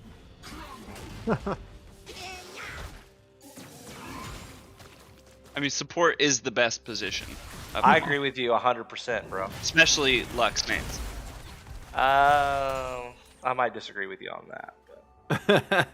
I'm guessing you're a Lux mainer, Fritz. Oh yeah, 100%. I couldn't name 3 other champions. We should be throwing in like a quiz show, like League of Legends quiz show live. It'd be one of those like my actually watch this, because Careless Wonder is stepping forward. Actually, could probably go for the kill on Keyworking there. So what I noticed there about Keyworking and in the top lane with Shaka Walls as well, and neither of them have any mana. So as an ADC or a Mordekaiser who is manaless champion, like that's like a go button, because like I said earlier, those tentacles are not going to hurt. Ooh, he gets trapped again. Oh no, Anarchy's gonna go down. Good binding from Daisy Cake. She's doing a lot of work down there. Yeah, she's a good Lux. It's a good pick. Who's the better Lux player? Is that going to be our Fritz or Daisy Cakes? I do not know personally, because I have not. Yeah, 1v1 as voted by. Actually, no. Daisy Cakes is going to be caught out here. Juicy J finds her where she does not need to be, talking to the dragon, and Juicy J goes in for the kill. Now, one thing that I've noticed in this game that didn't happen as much, that happened a lot more in the last game was,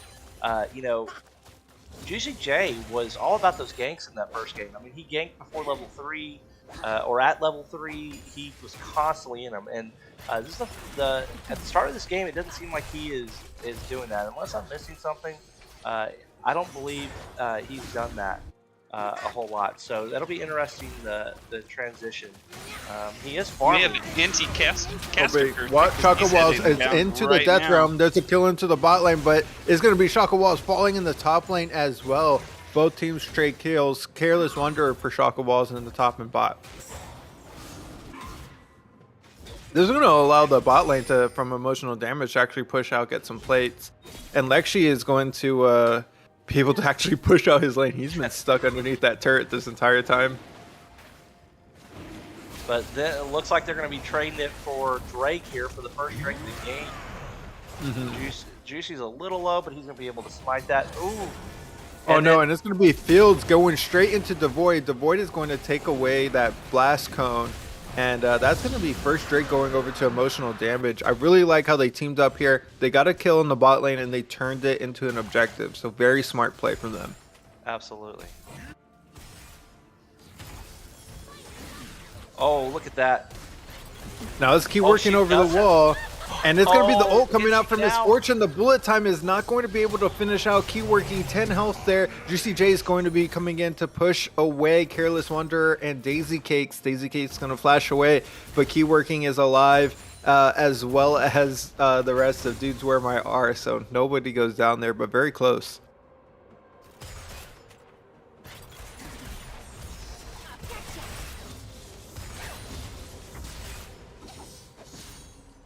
Yeah, Yeah, these bindings from the Lux are just really really well planned, and then you got that MF ult on top of it. It's just near unstoppable. And you know, you get that ult on top. Okay, on the top lane, Lexi's going to go down, but does pick up the objective of the Rift Herald. So he kills the Rift. He took the Eye, and that's going to help him push out the top wave.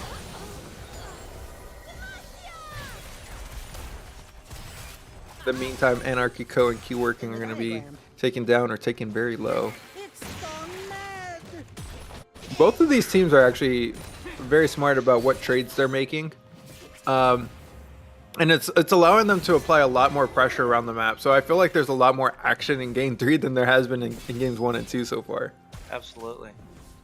The first game I remember specifically, there was only there was 1 kill at 7 minutes. And this game, you can see already at 11 minutes we've got 7. So a lot more action, definitely. Yeah, a lot more action, but it's still super close. 4 kills to 3, and it's only a 300 gold lead for Dudes Where My R. LCS needs to take some notes. It's smaller than the diagram. Well, right now, Shaka Walls needs to get out of here because that's going to be the bandage toss landing. Flash away for Shaka Walls. Now pulled into the death realm, and Lexi is going to just whack away, and she could do nothing but stand under her turret as, oh my god, it's Mr. Fields is going to slay his partner on the other end of the rift. Yeah, and I felt like that was, you know, Mr. Fields, you know, that last game didn't have a lot of impact, and we did talk about that coming in. That he needed to have a lot more impact in this game for the team to do well. Last game, you know, just he struggled a little bit just to make an impact, and so this game, he's already doing that impact. So I think that's going to be a big difference here. Yeah, with the Eye that Lexi was able to pick up just a couple minutes ago, I think actually he's going to be popping it here, but I think they have an opportunity to keep going up there, so I want to see Mr. Fields keep fighting there. Daisy Cake's going to get a binding and a kill. It's going to be trade kill. That's going to be Tristana on the board now. But Shaka Walls is going to return the damage. Watch out, Devoid is walking up here now too. Lexi's going to pop that shield. Is he going to be able to walk away? Watch the ult. He has the ult, and it's going to be Demacia, baby. Devoid and Shaka Walls. They're going to combine to send Lexi back to the gray screen. So watch this rotation. So you see Devoid come up from the mid lane during that fight. He gets the kill, but that in the meantime, Juicy J goes into the mid lane to keep pushing that out, right? You don't want Bruner to have a lot of time alone on this Kayle, almost level 11. So that's super important. Really good communication, really good macro play from these two teams.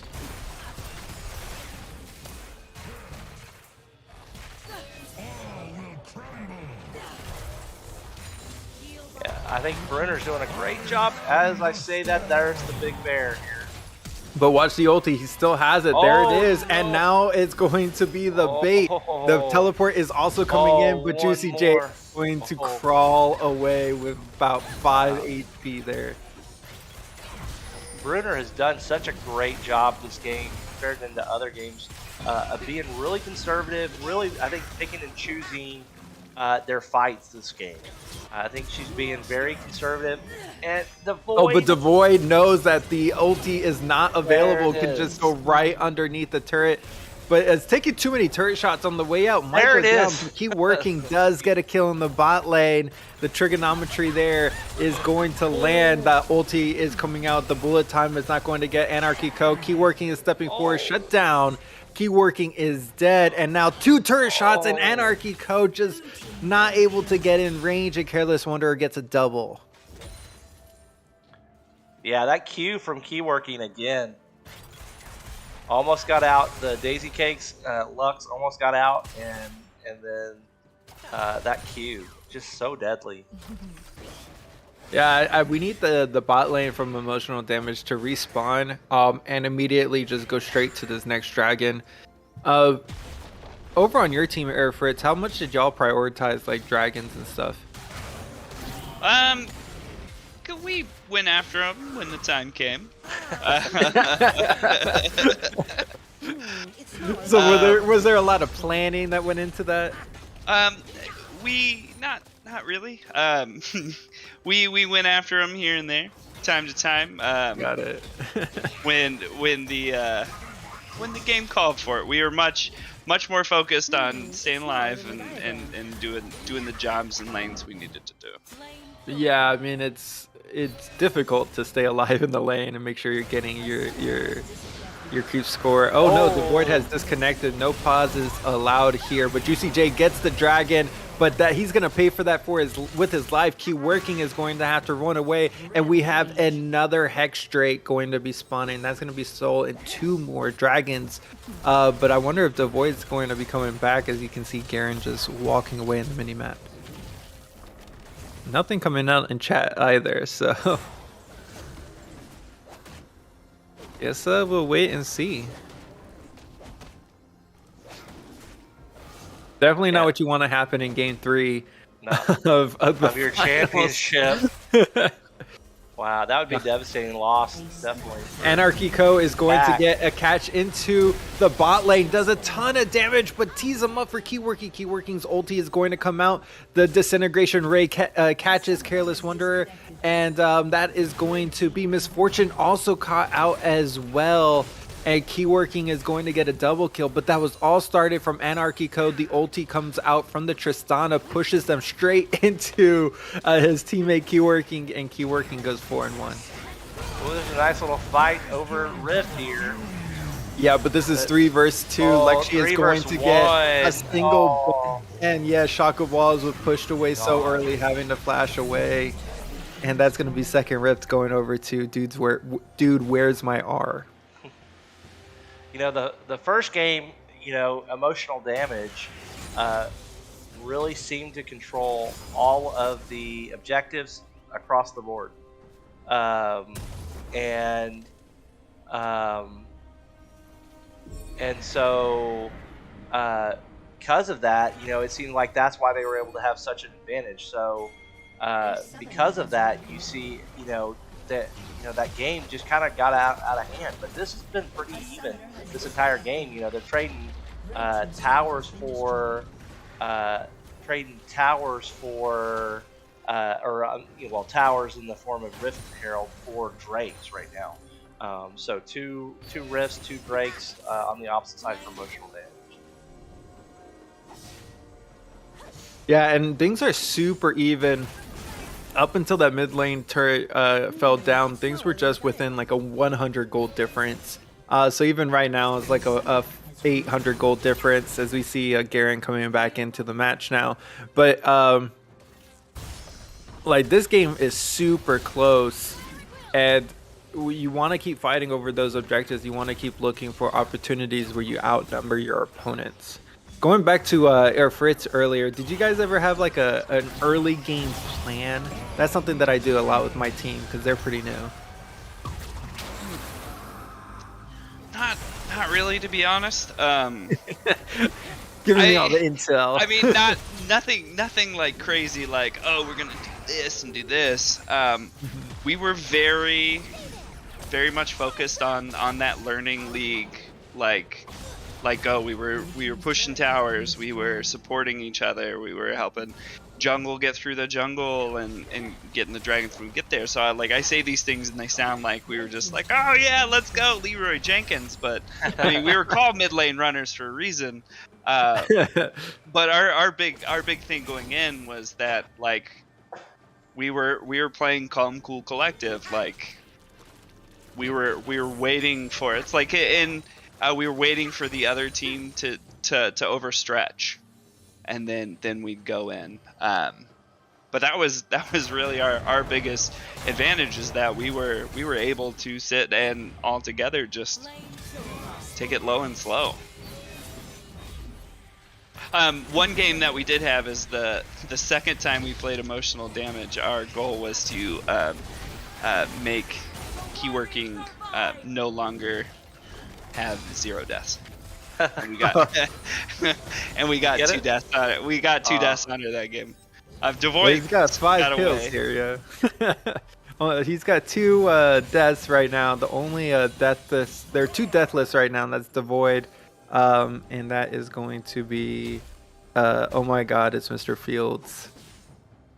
But in the series, yeah, everyone's died quite a bit so far. I guess these two. Devoid is going to get the catch on Daisy Cakes, but Key Working is going to steal the kill. Not so bad when you get it on your Vel'Koz, but Careless Wonder is going against 2, and that's going to be Anarchy Co goes down, and the second Yordle right behind him falls. Oh no, Shaka Walls. That's going to be 2 kills going over for Careless Wanderer. I think this is the kind of the tale of 2 different games right now. From the previous game, you know, Shaka had a huge game that last game and really did a great job with the team. It's the same strategy, but I think the Dude Where's My R has done such a good job of changing their strategy up for this game 3 that it's really throwing emotional damage off. Yeah, definitely getting back to that misfortune is making a lot. You saw the outplay 1v2 immediately. Juicy J is going to be caught out by Lexi. Keyworking is right around here, but watch that teleport to the backside, and that is going to be the Void going straight onto Bruner. Watch the Demacia ulti come out. That is going to be 1 dead Kale.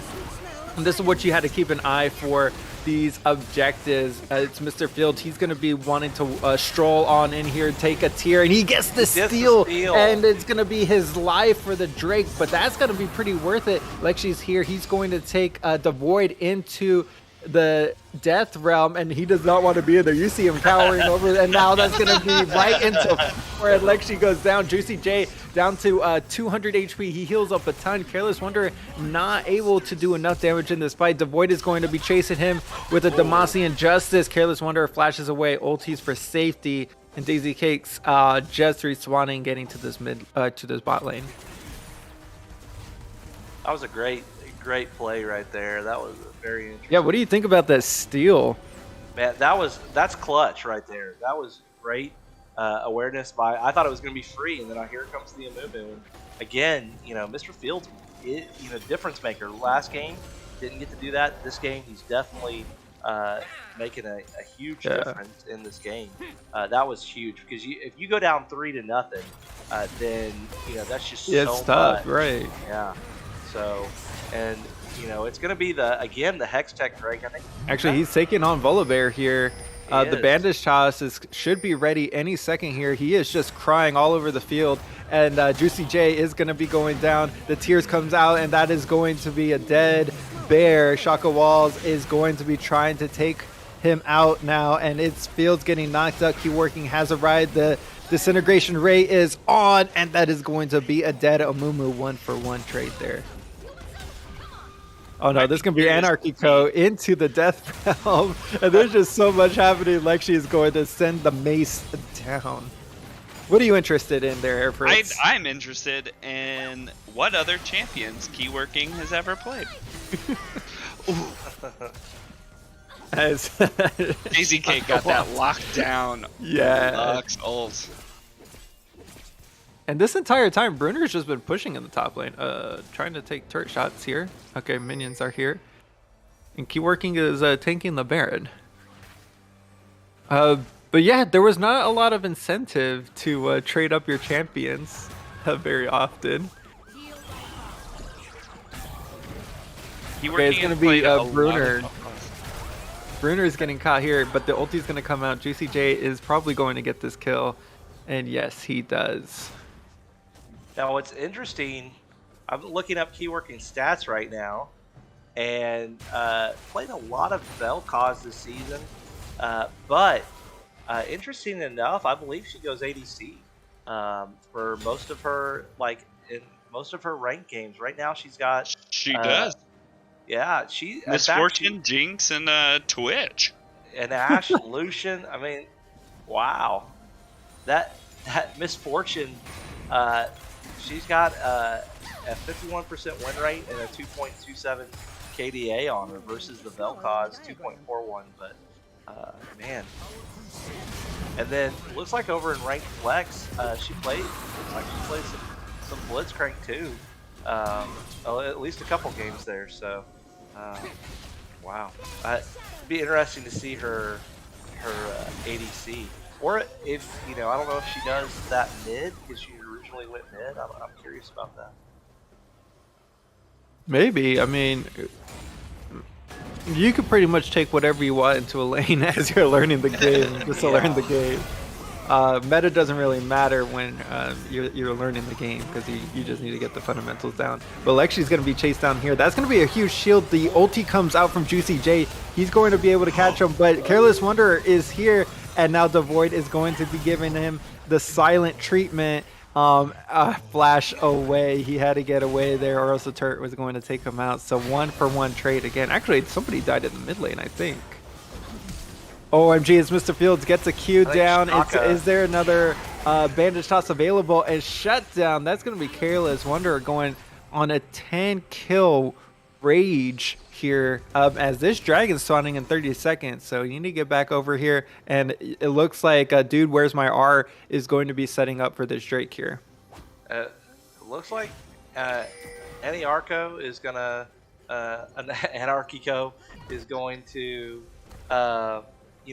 gonna try to push him off of it, but Juicy J just respawned.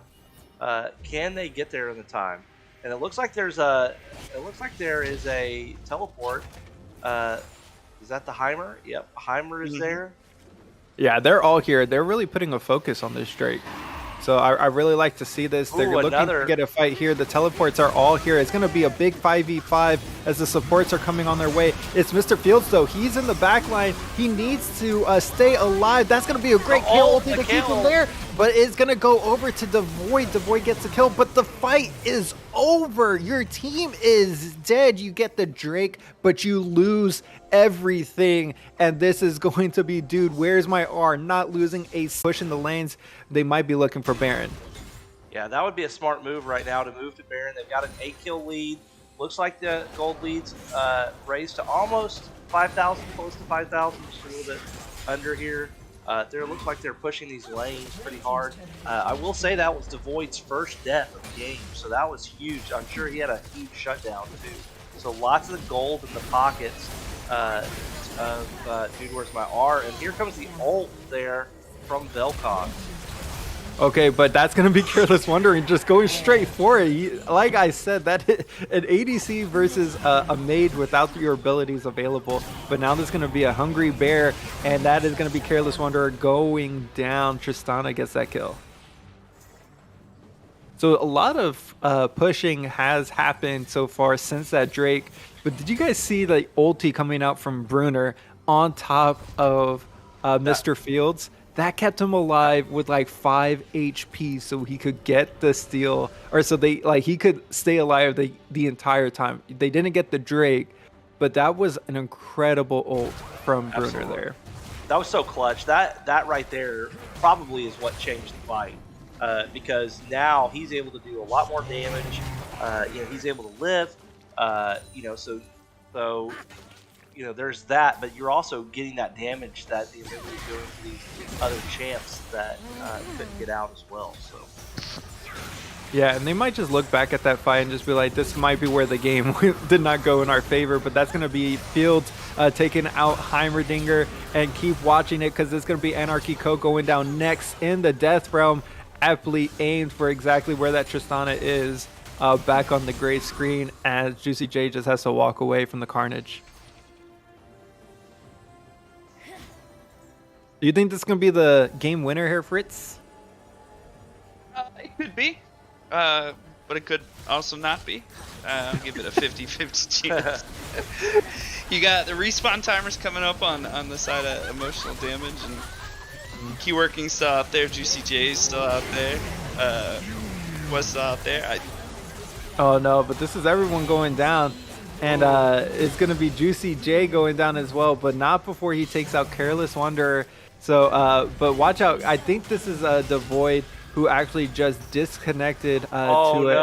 And so I think he is just walking back here. I did let him go. It looked like he probably could have pulled it. I believe when you disconnect and you go back to base, you get some bonuses. So it's not always easy to kill. But, as a Lux main, and most of my knowledge involving Lux, she's going Luden's Horizon Focus again. Interesting. So that Crown of the Shattered Queen, she chose not to go. Very offensive this series versus defense. I was really proud of myself coming in here and knowing that little tidbit of how they did. And Daisy Cakes has just been like, nah, I'm not going to do that this time. I'm here to press R, boy. That's right. Hey, when you're a Lux, and you can press that R as often as you want to. So quickly. And especially with this Misfortune build as well, like any binding, that is going to be a dead champion on the other end. And having the Misfortune there with her shoot them in the sky and make them fall down and slow you down, those roots get a lot easier to hit. Mm-hmm. Unfortunately, it looks like Devoid is still disconnected. So we'll see if, when he comes back, are they going to contest for the next Baron or the next Drake? They kind of do need this last Drake in order to get the soul. So how big would this soul be for emotional damage? It would be huge because Hex Soul gives them like a chain lightning attack that slows everybody. So like just the added AoE to all your champions already really helps. And if they win the fight, they might be able to get back into this game. Yeah, I was going to say, I think that's going to be the game difference right here. I mean, whoever wins essentially this Drake right here, this could be the fight. And the already the emotional damage going in 4v5, but the Mordekaiser really 4v4 because that Mordekaiser is doing damage. Breaking the inhibitor. Oh no, Shaka Walls is going to be caught out. I think they need to do this Drake and get back to their base. They have to be okay giving away this inhibitor. But Bruner is going to be getting one-on-one with the Tristana, and Archiko is going to be walking away. But that dragon is still alive. Oh my god, Bruner was able to push him off of this, and Juicy J had to go help his mid laner, and that is going to be, dude, where's my R getting it? And Mordekaiser, he's teleporting here. I don't think he needed to do that, but maybe they turned this into a Baron and into a game-winning push. One of the big things emotional damage is missing with Devoid being gone is he is a big, defensive dragon player. Every time there's a dragon fight, he'll run around the back ridge and clear that out. Unfortunately, with him disconnected, emotional damage didn't have that this time.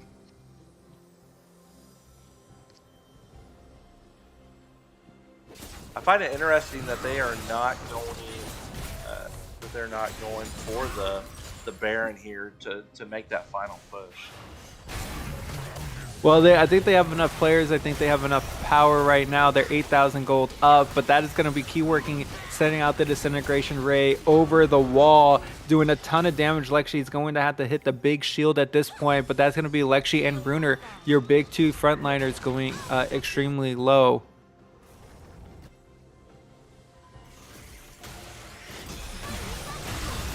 That's going to be a catch, though. You thought he was alone, and that's going to be Juicy J walking into the jungle. But this is not where you want to be, Bear, as they send you back to the fountain.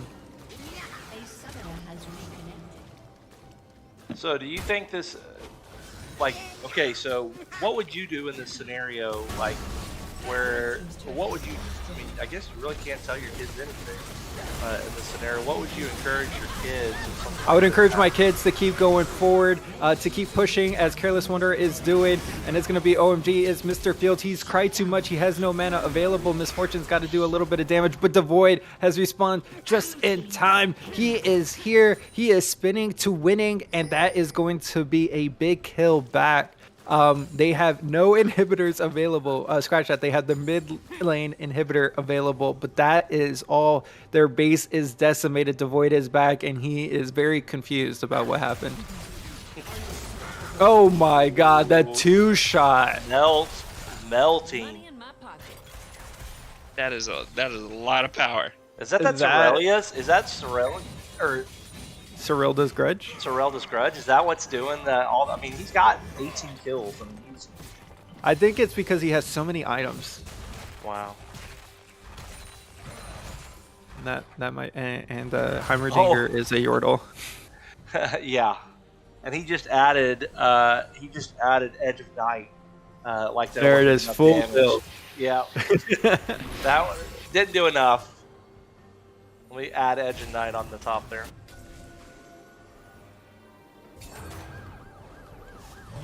All right, looks like they want to look for this Baron. I think you have to be okay letting the minions into your base a little bit. Force the Baron. Do not dance around this too often. But to avoid it, it's just like, I am going to push the mid lane. And I guess this is up to R just to take this Baron. Just take it and go. And Devoid loves pushing those lanes when everybody's out doing everything. Our game 2, we have Recall Teleport here. He's going against 1v2. Flashes away here. OMG as Mr. Fields is going to get the bandage shots down, and Careless Wonder is going to be catching the Void, but that pushes them away from the Baron. So you see that they want to make a play, so you make a counter play. Very smart from the Void. This is what he's known for in Tier 3. Yeah, our elimination game happened at the hands of Devoid being a sneaky top lane wave push right into the Nexus. We were going for their thing at the top. Starts with an I before the turret. Inhibitor, and all of a sudden the game was over. Our whole team was just like, "What happened?" And we looked down, and Devoid is just wailing on her. There's only one player left. It's going to be Shaka Wall. She's going to be trying to set up the turrets, but no, she got pulled bad. The hand of that's going to be it. Lexi has reached over and brought you from underneath the turret. Devoid is going to be trying to take his victory forward, but no, there's nobody left from emotional damage as they suffer in second place, and that is going to be Dude Where's My R winning the Tier 3 championships of Coach Rivals. Congratulations, Dude Where's My R? You guys had a great series. That was tough for emotional damage, but I feel like they left everything out on the riff for sure. Yeah, it was definitely very close. Great series. We're getting stats. What? Okay, but it's not on the. Is it on the screen?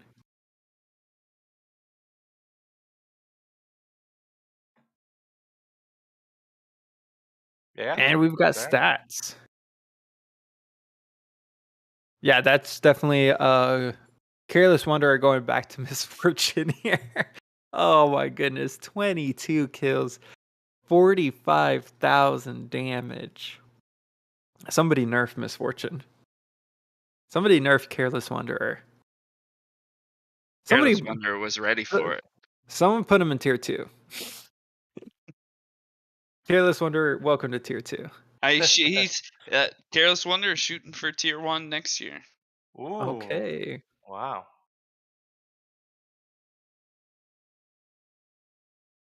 So definitely a very exciting match. Wow, that was. They just grabbed the lead, and I want to go back. I wish we had a replay. I mean, if I wasn't here, we would have a tremendous replay. But I want to replay in a better cast, I think. Where do you guys think this match turned? I mean, I really think a lot of the team fights that were happening, maybe even that steal. Thinking back about it, that steal was huge by Mr. Fields for the third. Well, it was the third Drake of the game. I think that was huge, and I think that was kind of a turning point. They had to get it. They got it. They were already kind of starting to get in the lead, and then they just pushed it out from there. Yeah, that's exactly what I was thinking when Mr. Fields walks in, gets that steal from emotional damage, right? When he gets that steal, the game flips because it's the next fight, right? Where emotional damage, they do take the Drake, but they lose everybody. Now, if they had taken that Drake, they would have had Soul. And because he stole that 5 minutes beforehand, and then they win that fight after. Like that was the win for emotional damage if that doesn't happen. And unfortunately, it all goes the wrong direction, and it comes down to game 3. One tiny step, but extremely close. Very, very good match. Absolutely. I was a big fan of that whole series. 3 games. First time in Tier 3 playoffs, and it happened to be the finals. Dude, where's my R's first loss? Game 3, just all around a good night of League of Legends. Absolutely. Dudes, where's my R hadn't lost before game 2? No, this was their first game loss.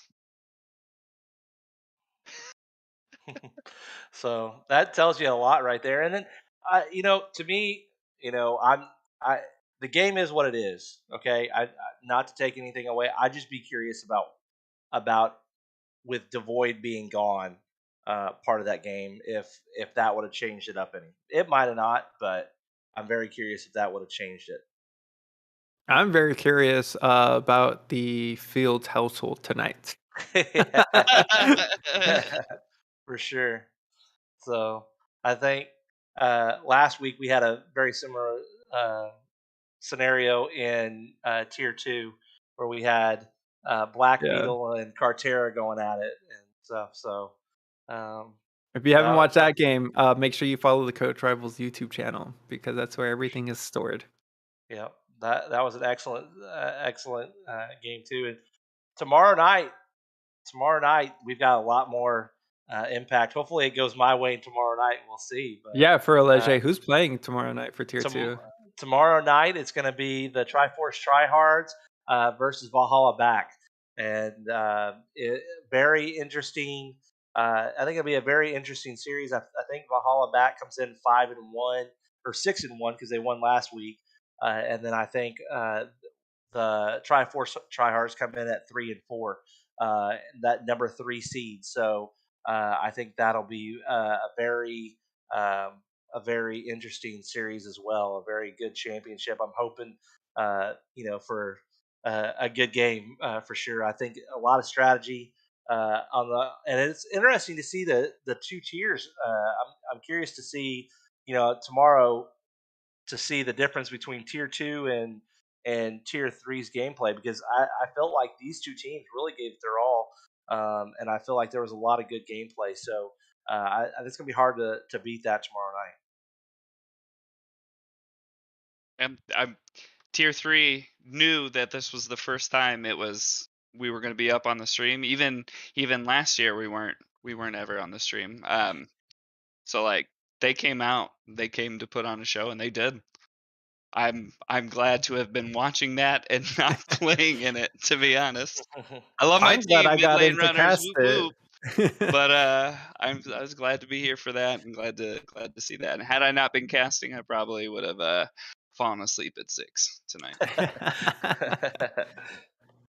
Speaking of that, it's pretty late for teachers. So that's going to be it for the cast this evening. Thank you to both of our teams this evening. Congratulations to Dude, where's my R? And once again, joining us for Tier 2 action, Triforce Tryhards versus Valhalla Back tomorrow night, 7:30 Central. 7 Central. We already did those. Mm-hmm. I don't think I missed anybody. Man, I'll read them again.